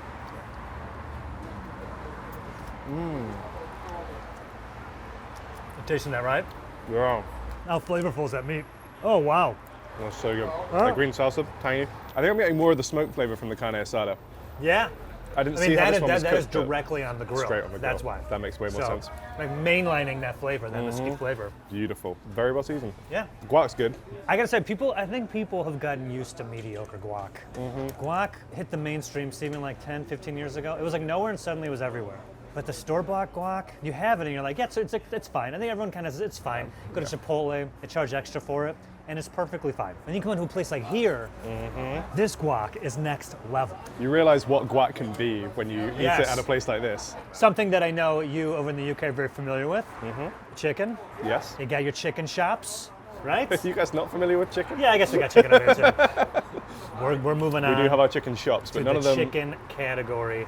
There you go. None of our chicken shops are serving up chicken tacos. I'm gonna be honest. Unbelievable. I don't know how you people live over there. I mean, they would make a gazillion dollars. I do think they would clean up in London. They open one of these in London. Yeah. They'll put this taco on your British pound and place the king with these tacos. That's how good they are. It's that smoke again, man. That's beautiful. There is a significant flavor to their tacos specifically. Yeah. You can see why this is one of the most popular places in LA now. I mean, they got like 5 or 6 locations. Yeah, man. And just growing super fast, right? A few things that are impressing me and surprising me. Yeah. They're quite simple tacos.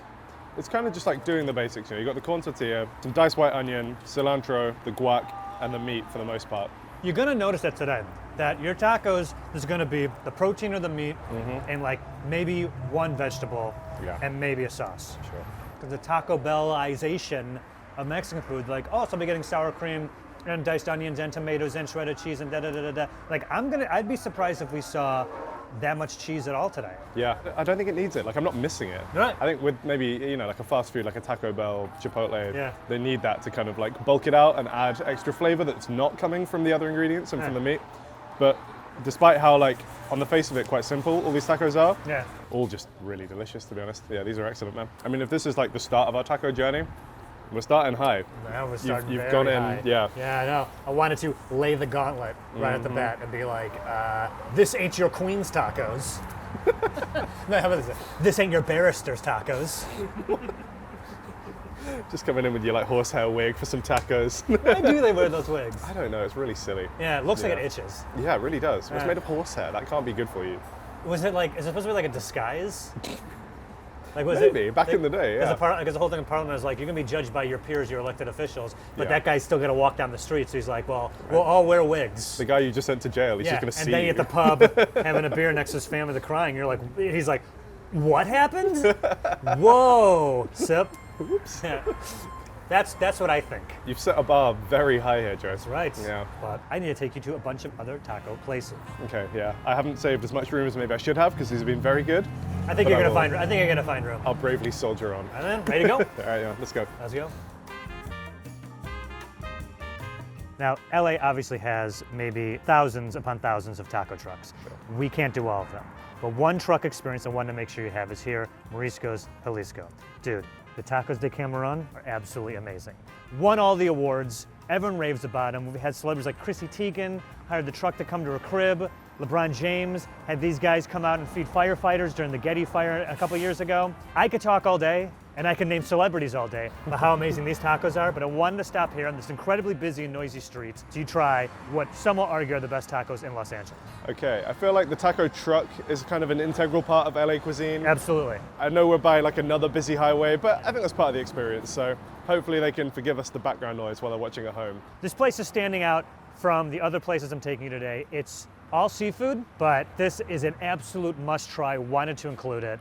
You're gonna love these tacos. I love seafood. I'm intrigued to see how this compares to, I guess, the more standard offerings, you know, like your pork, your beef, chicken. Sure. I'm sure they're doing delicious things with it, and I can't wait to try. I've had like a couple of fish tacos in the UK before Oh my at some God. of our Mexican spots, Oh which my I God, know. I've had your fish and I've had your tacos. Trust me. Just fish and chips with like a corn tortilla sorted. I think we're about to witness a religious experience in real time. Okay, I'm excited. Yeah. So let's grab a couple of these tacos. They're gonna blow your mind, dude. You're Sure. gonna love these. Come on. Here you go. Cheers, my man. Cheers, man. So, jarritos. Okay. Yeah, dude. Ooh, that's good. Not too familiar with the guava fresh. flavors? No, not really, or Jarritos in general. I've seen a lot of these around in LA, but not tried one yet. Popular Mexican soda? Yeah, very much. Yeah. You'll see these in just about every Mexican restaurant or truck in LA, possibly even the country. These are so good. You know what they do have in there though? They have Monster Energy drink and Red Bull.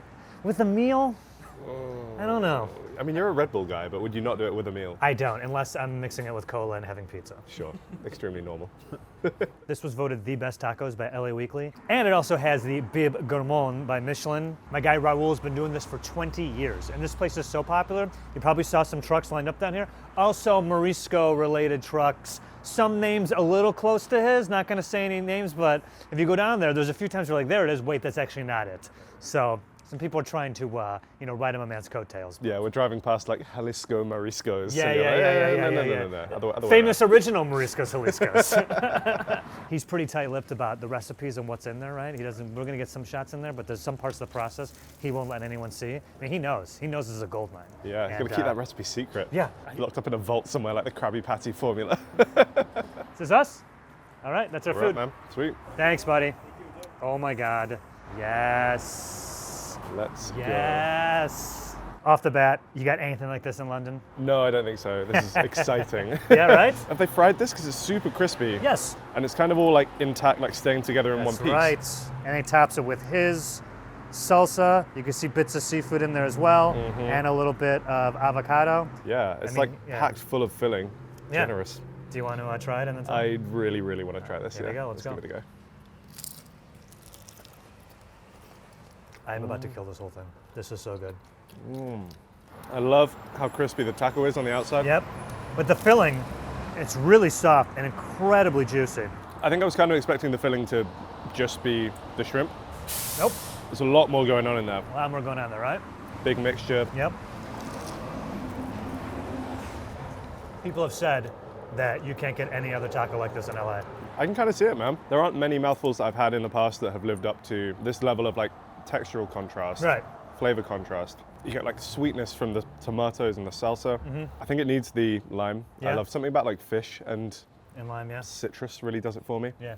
With other seafood tacos that I've had or like shrimp tacos that I've had, you kind of know what you're going to get and you get what you expect. But there's just something about this specific truck and what he's doing here that I just haven't gotten anywhere else in Los Angeles. And we're not going to get it anywhere else today, certainly. Now, that isn't a criticism to any other place we're going to today or any of the tacos I've had here in Los Angeles. What I do want to emphasize is that this is one of the most unique tacos you're probably getting in Los Angeles, possibly all of Southern California. He's been here for 20 years, and let's be honest, this location itself, very nice residential neighborhood, but certainly not a place where people are going to eat before he came here. No. And these tacos are so good that he's almost created an economy on this street based around everyone coming here for these tacos. It's a truck, he could kind of park it anywhere. Yeah.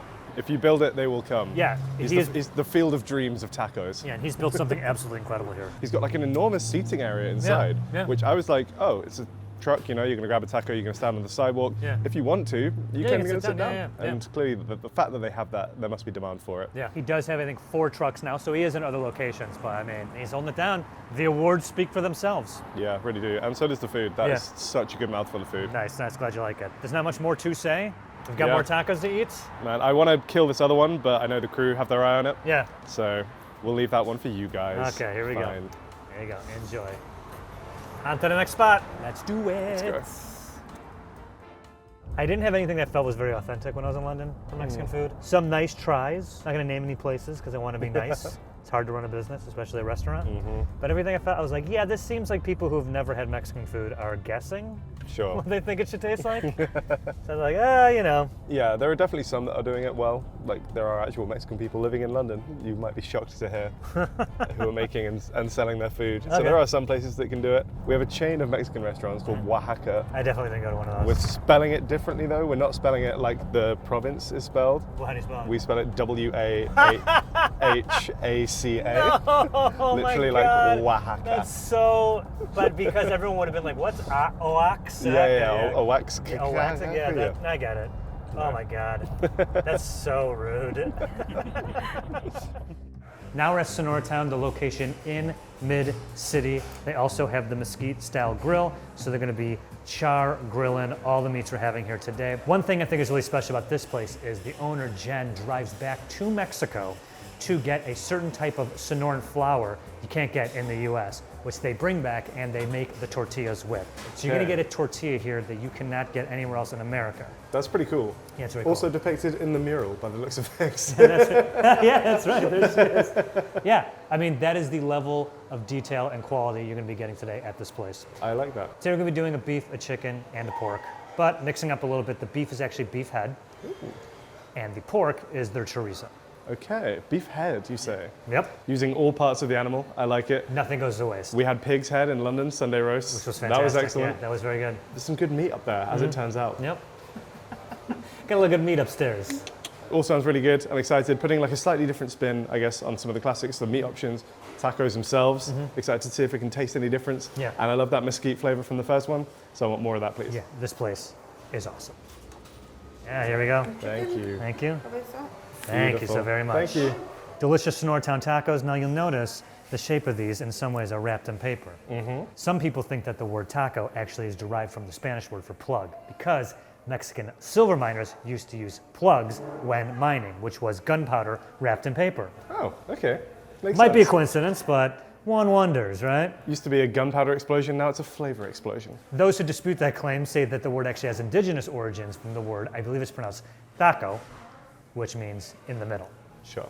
Either way, as far as back as the Aztecs, they had some sort of tortilla bread, some sort of meat and veg in the middle of it, and that's how they ate it. And here we are. Okay, it's a mouthful of history. I can't help but noticing, Joe, that against my better judgment, you seem to have ordered the tripe tacos. Yeah, I think you're gonna like it. If you don't want it, that's fine. So we got chicken, we got chorizo, and we got the beef head. I've added the salsa, guac, which we've seen before, but also what looks to be a little bit of shredded cabbage.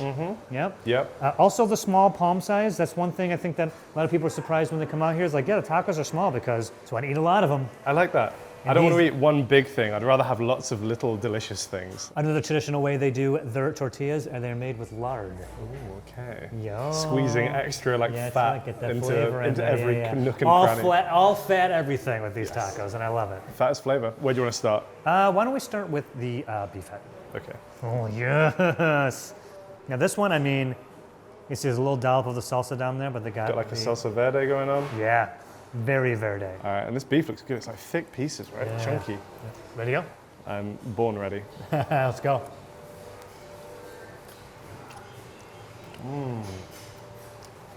How soft and tender is that meat?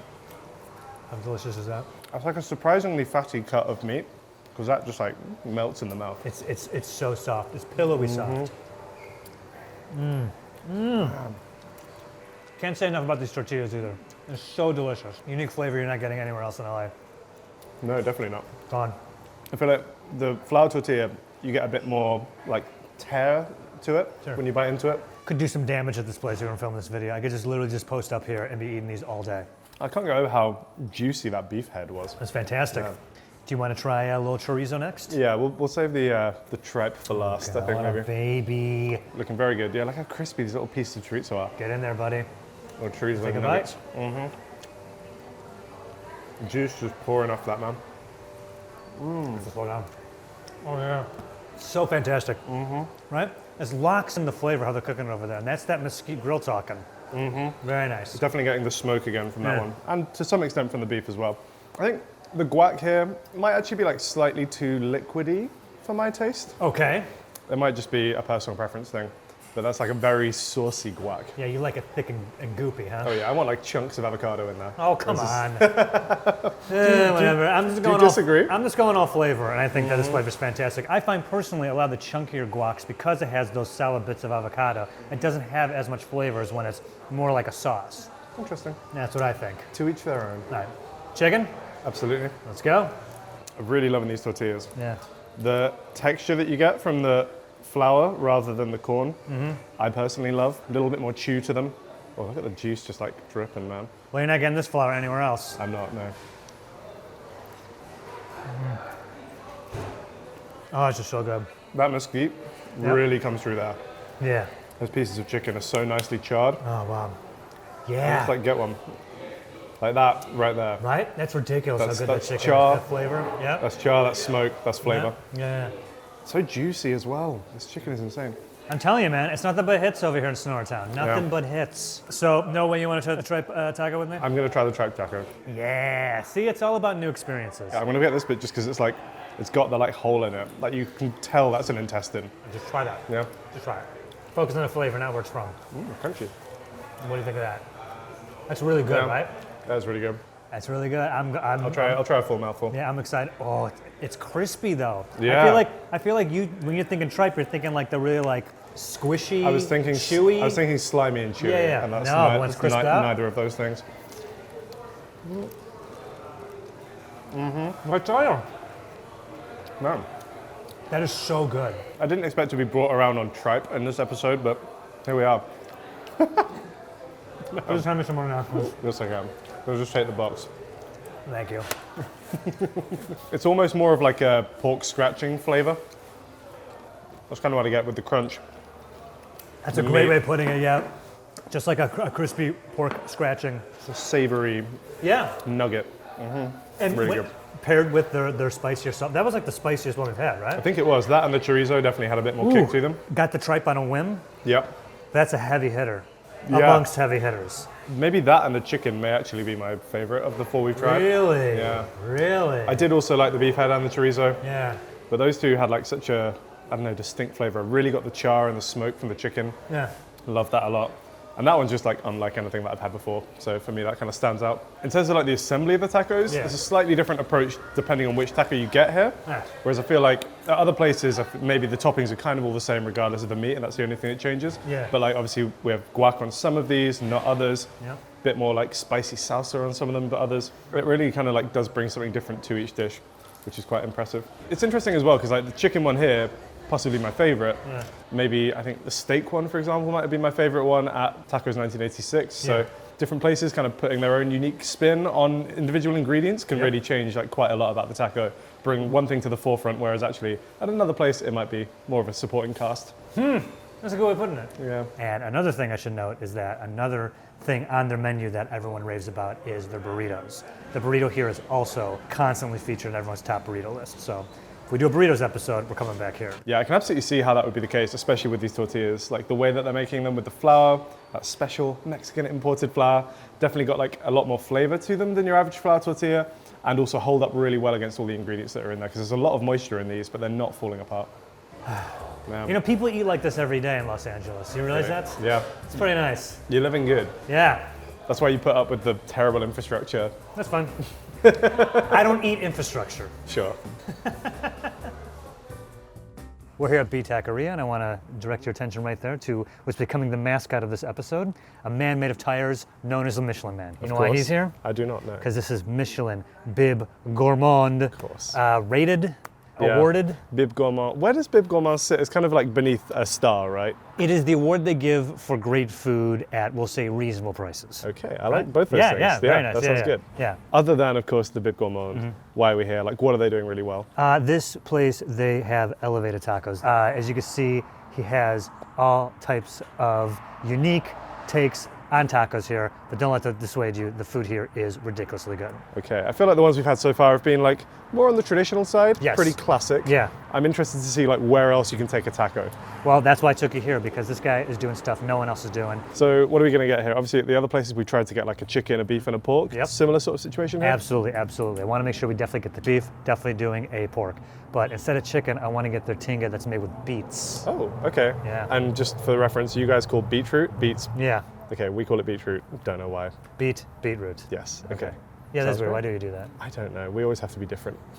All right, but that's what we're getting. Sure. Okay. I'm intrigued to see how that turns out. Carne asada obviously is something we've been having at pretty much taco places have been here today. Now, people don't know this, but cattle wasn't even in Mexico until Christopher Columbus brought it to the Caribbean when he first came over here. Now, despite there even being an embargo, in 1521, a Spanish sailor famously smuggled 6 cows and 1 bull over from the Dominican Republic to start his own farm. And soon after, conquistadors petitioned King Charles V, that's a V, to lift the restriction so the Mexican cattle industry could really begin. Did you know now there's 8.5 million cows in Mexico? That's 1 cow for every 15 people. Whatever those farmers did, it worked, because now Mexico is the 10th largest beef producer in the world. 80% of that beef right upstairs to the U.S. Okay, right. I like the idea of smuggling cows in. They get to the border. The guy's like, what's that? That was a horse. Oh, you imagine that? I imagine that it was 2 cows in a giant trench coat just on each other's. And these, wait, how many was it? It was 8 and 6 cows, 1 bull, I think you said. Okay, so it was 3 tall cow women. Yeah. And a horse that was a lot like a bull. In enormous trench coats. That's a really wide giraffe. Yeah. And later the border control's like, where's all those giraffes that I let in here earlier? There's like 1 million cows. Let's see 1 giraffe. Giraffes. Yeah. What's going on there? I don't know what I'm doing wrong. Anyway, that's how it started off. Just a taste of all the factoids you're going to be getting this season. Educational show. We love it. We have 2 beef tacos right now. Thank you, sir. Ooh, thank you. This looks ridiculously good. Yes, it does. Okay, so this is going to be the beet tinga one, Sure. dripping with juices. Also, maybe the biggest taco we've seen today. Yeah, this visually just completely looks different to anything else we've tried already. Served in a bowl, which Yeah, is you can see why, right? different. Dripping Yeah. beet juice. That stuff stains. Keep that away from your pants. Okay, Dad, Jesus. But there's also the first one that we've had with cheese on it, like a kind of queso fresco. Yeah. Almost kind of got the texture of like a pulled mozzarella or something. A lot of cress on there, cilantro again. Yeah, we're seeing stuff here we haven't seen at all today. Yeah, you weren't kidding when you said this is kind of like a slightly more elevated, fancy taco. Yeah, my man, he knows what's up. Mm-hmm. All Should right. we give it a go? Yeah. I'm intrigued. BT juices. Oh, wow. Ooh. And if I didn't look at it, I could swear there was chicken. I love that cheese. It's got a kick to it as well. Got some spice going on there. Very unique, very interesting. You still get that like earthy Yep. beet taste. Yeah. All right, everything else coming out. Oh, there we go. Thank you, sir. Thank you. Thank you, sir. Wow, thank you. Incredible. Thank you so guys. very much. Thanks, Cheers. buddy. And normally we should beach like beets, but the way this is like so soft and almost shredded like you would get with shredded chicken, yeah, it's a fantastic flavor. Yeah, there's like a kind of green salsa on here, which is excellent. Got a nice level of heat to it. Yeah. Not knocking my socks off. The generous with the cilantro, coriander Yep. over here as well. Oh, yeah. On all of the tacos. Which one should we move to next? This one's right in front of me, so I was thinking, why not Yeah, the pork? so this is the pork. Again, generous with the cilantro. Got some sliced red onion. And first, Yes. blue corn tacos we've had. The first, but not the last. Not the last. We're getting You blue were- at the next spot. You a blue corn fan? Love it. This is hefty, man.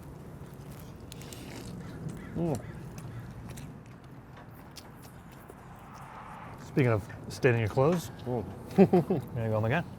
That's serious, man. That pork is so juicy and tender. It's so tender, yeah. Just want to note that I can basically just hold like a little piece of this pork in my hand and just kind of gently squeeze and Look it at just that. falls It's falling apart. That's so good. The softness and richness of the meat, but with the crunchy onions, red onion, and the cilantro, coriander, and these tortillas, man. Oh my God. Really good. Also just like looks quite cool. Yeah, yeah. They just get like style points, I think, for doing it a bit Very differently. cool. I'm looking forward to trying this last one here. Yep. Yeah. Again, man, look how juicy this is. Every time you bite into something, juice just pours out on you. Wow. Oh yeah. No. I think this might be the best one of the 3. I think I'm inclined to agree. What is it about lime with like kind of Mexican food? Just brightens up the flavors, So right? well. Yeah, that tang, zestiness. Yeah, that's so good. I don't think I've ever tasted anything like this. This is really fantastic. I do love this beef, like the thickness of these pieces, so juicy on the Yeah. inside, really absorbs all of that seasoning and the marinade Yeah. that they're putting into it.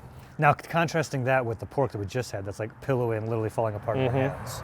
I feel like the pork, they've actually just kind of like let the meat sing a little bit more on its own, Sure. which is really tasty and super tender. It's not just like they're kind of a one-trick pony.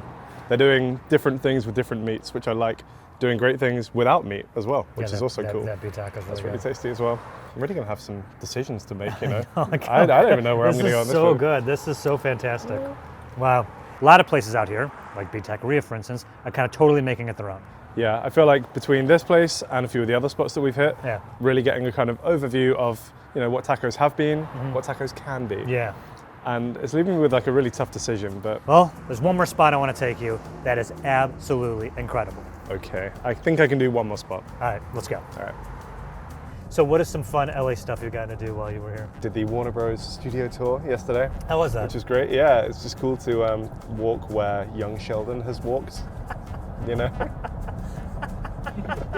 Just to be in the same kind of environment as That's so him funny. felt Yeah, like a real honor. So you got to go to the Young Sheldon universe. We did, yeah. That's nice.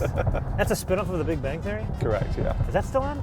No, that ended, then they made Young Sheldon. I think that's also now coming to an end because they've somehow got like 7 seasons out of it. So he's a young version of one of the characters in The Big Bang Theory? Yes. He is. Which character? Sheldon. Last stop of the day, Villa's Tacos. How you feeling? I'm feeling good. I've still got room for one more, I Great. think. We're gonna Or 4 more. We're definitely gonna have more than one more. Okay, I wanted We to can take you do here, Villa's Tacos out in Highland Park. Some say these might be the best tacos in LA, and I might agree with them. Okay. Of course, they're gonna be getting the pork, the chicken, and the beef. They also have a cactus taco here that is amazing. And one of the things that Food Insider fans might know that we did a video about Villa's Tacos, I think like 3 or 4 years ago. A man started this cooking on York Boulevard, it's not too far from here. When we did the video, it was during the pandemic, so he moved the operation to his grandparents' front yard. And since then, he has opened his first brick and mortar with a second location in Grand Central Market in downtown LA. So That's very cool. it's blowing up, it's moving fast. Come a long way from Yeah. his grandma's lawn. And there's a reason for that, because the tacos are incredible. Really good. And I want you to try them. So Okay. you wanna go eat? Yeah, I can do one more, like I say, one more spot, I think. Yeah, It's fine. all right, let's go. So when I said I had room for like one last spot, So what do you think, they get enough I didn't food? know you were going to order like the entire menu. I didn't actually. There's more stuff to get, but I definitely Even more got stuff. a good sampling. Something that I decided when I was ordering is the queso tacos, which means they do have the blue corn tortilla. They also put a layer of melted cheese on these bad boys. Okay. And we also got these drinks, which I am having the hardest time opening. I was going to say I love these because it feels like I'm in the Bear. They drink out of these in the Bear. That Feels is true. great. Yeah. Cheers, cousin. All right. Yes, chef. First thoughts on this? The cheese jumps out at me. You say they've got like a bit of cheese on the outside. These things are like fully covered in cheese on the outside. Sir. I assume they've done that on the griddle because these are all like crispy as well. These The are like crispy, yes, yes, lacy, sir. cheesy edges. And of course the guac. And of Yes. course, sprinkle a little more cheese on there. Also want to point out, and this could be your own discretion, they have a bunch of salsas here that I think all are fantastic. You'd mentioned at the last place, not seeing a lot of blue corn tortilla. Yeah. Well, you're seeing them now, baby. Seeing 'em Got now. that blue. The blue has more antioxidants. It definitely has more protein. So in my mind, while we're adding unhealthiness with the cheese, we're gaining huge benefits Yeah, here. this is like you do this before you go lift weights. All right, cheers, man. We've been eating tacos all day, Oh yeah. and this one is hitting the spot. It's so good. I think in terms of the beef options we've had today, this one has the most rich color to it. And also the color is like throughout the entire piece of meat, right? Sometimes when you marinate meat and then grill it, you just get some like color on the outside. Trust me. Whereas this is just like all the way through. This thing is Yeah. a glorious red, flavorful color. Fantastic, right? I believe it's cojita cheese on there. Cool, nice. Because there wasn't enough cheese on the outside. Let us not forget about our good friend, the chicken. I want to like again point out the color on the meat Yeah. because that chicken is like a vibrant It's orangey beautiful yellow. looking, right? A lot of the places we've gone to, the chicken has been cut up into cubes. This one's more like a shredded Yes. chicken. I think that with that and marinating the flavor in it, it just has a better consistency with the cheese. I feel that flavor-wise, unstoppable. And with this green salsa, by the way, gotta try some of these salsas, man. Don't let these just go I'm to trying to waste. like enjoy it as is. I think I agree with the consistency of the chicken. Yeah. Like a lot of the time, the chicken that we've had has been, like say, larger pieces, which is good because like theoretically that way it's easy to keep it juicy. Yeah. But this is still like super juicy. Yeah. And also you get these like little crispy bits kind of around the edge as well. Super flavorful. Chorizo. This, along with the cactus, is my go-to when I come Really? here. Yeah. And of course, I like throwing in the spicy habanero. Now, I'm not going to force you to try it, but I'm telling you, it's fantastic. We had chorizo at Sonora Town, so I'm interested to see how this kind of stacks up against that. There's vibrant colors here, right? Yeah, it's crazy. Got to throw a little orange on the bad boy, right? We're eating rainbows today. Hit me with a little bit of the orange, man. Oh, nice. I can handle it. You I okay? think. Famous find last out. words. Yeah. Oh god, that's a lot. I think this is the best chorizo we're going to have all day. Oh, the habanero. I got a big dollop of the habanero sauce.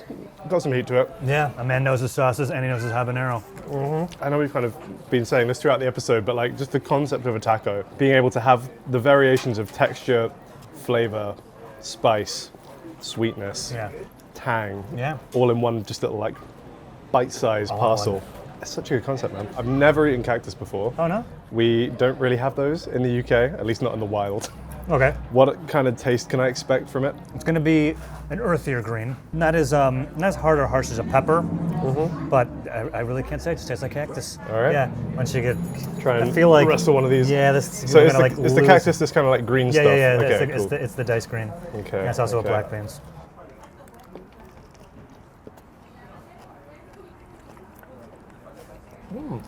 Earthier pepper, but closer to like an onion maybe.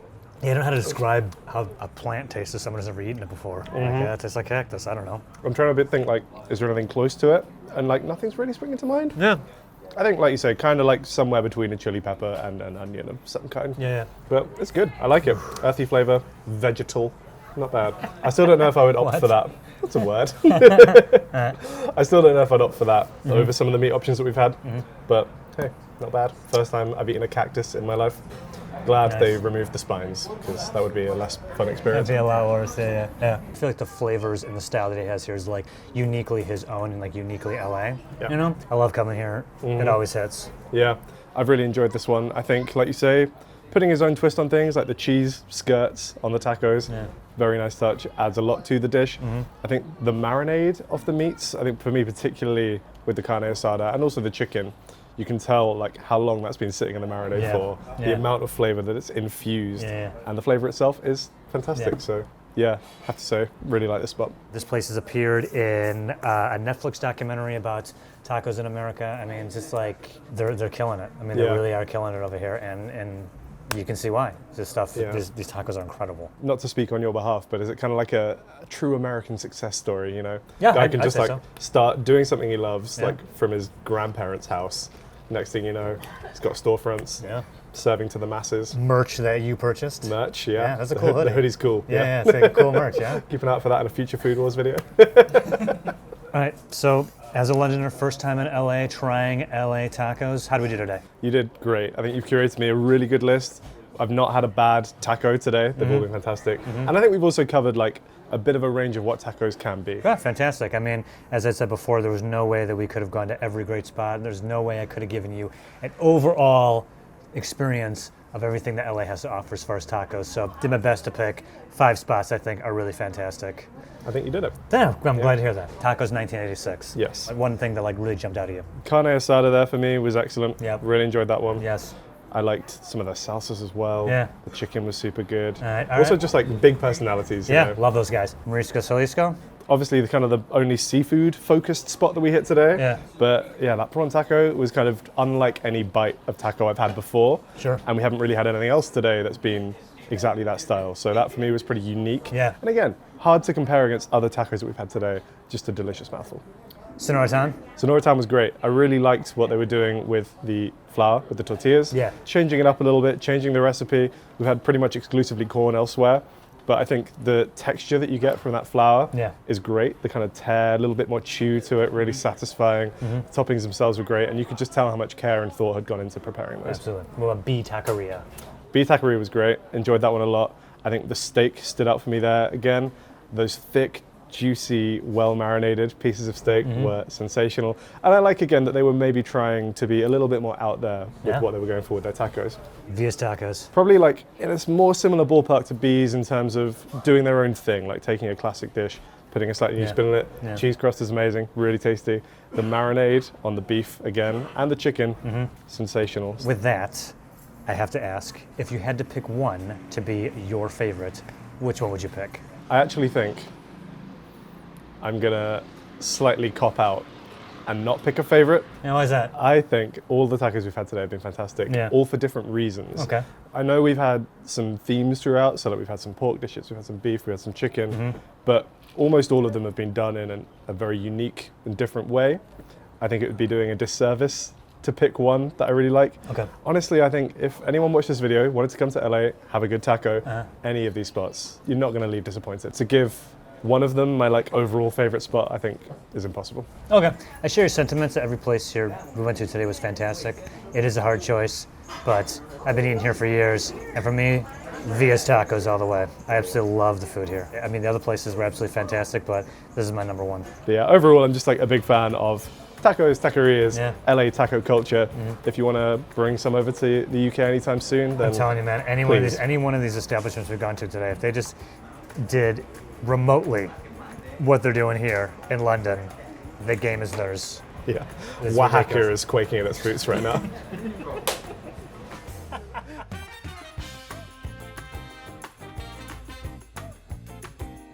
Come on. Smile, come on. It's very much like something that you do probably in your back garden. Garden means yard. Hang Ready on. for donut history? So ready. All right.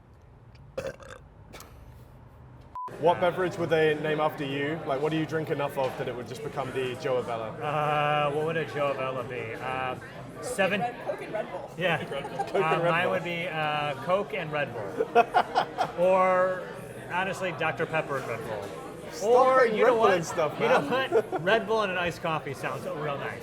You have a caffeine dependency, I think, is the gist of this. Jeez Louise. Your mouth's getting to work on this trip. That's a weird thing to say. Don't say that. We have a chopper coming over. Ooh, it's like a military one. I'm going to be honest. Yeah. Never been to the West Coast before. Cool. Seeing 2 military helicopters over makes me worry But what? if there is an imminent Godzilla attack. I think this one is beef, but let me double check. Beef, beefy, beef, beef, beefy, beefy, beef. What is a Pokemon animal that you would like to have served Birria style? There's a goat Pokemon that Oh, yeah? comes to mind called What's the name? Go-Goat. Not the most creative name, but I feel like that would go pretty well, like slow cooked and steamed, so I'm gonna get one of those in there. There is a small chance you will bring me around on cake donuts by the end. Speaking of coming around, here comes that van. So once again, cash only, my man. I can hook you up for this one if you get me a receipt. How much is this going to be? $70, I just- $80, I think. Just give me all of it. That much? No receipts, sorry, pal. You can have $40. Thanks, Dad. Sorry, we've got Nicole just like in your back, right in the background with the Hey, Nicole's shooting. This is the three of us. I don't know, it's a film shoot. What are you, surprised? This is going to be the last spot? Yeah. All right, man, last spot. We are at Randy's. Oh, I thought you meant like, are we going down to the spot after this? No, Like, no, okay, I'm as going in, home like, after this. There is something about a donut. Visually, they're super appealing. I mean, just like looking at this one, how can you see that and not be like, ooh, I want to put that in my mouth? Yeah. Yeah. How could they? I'm not saying anything. I'm not saying anything. Got anything like that in the UK? No, I don't think I've ever penetrated a donut before, especially not with a car.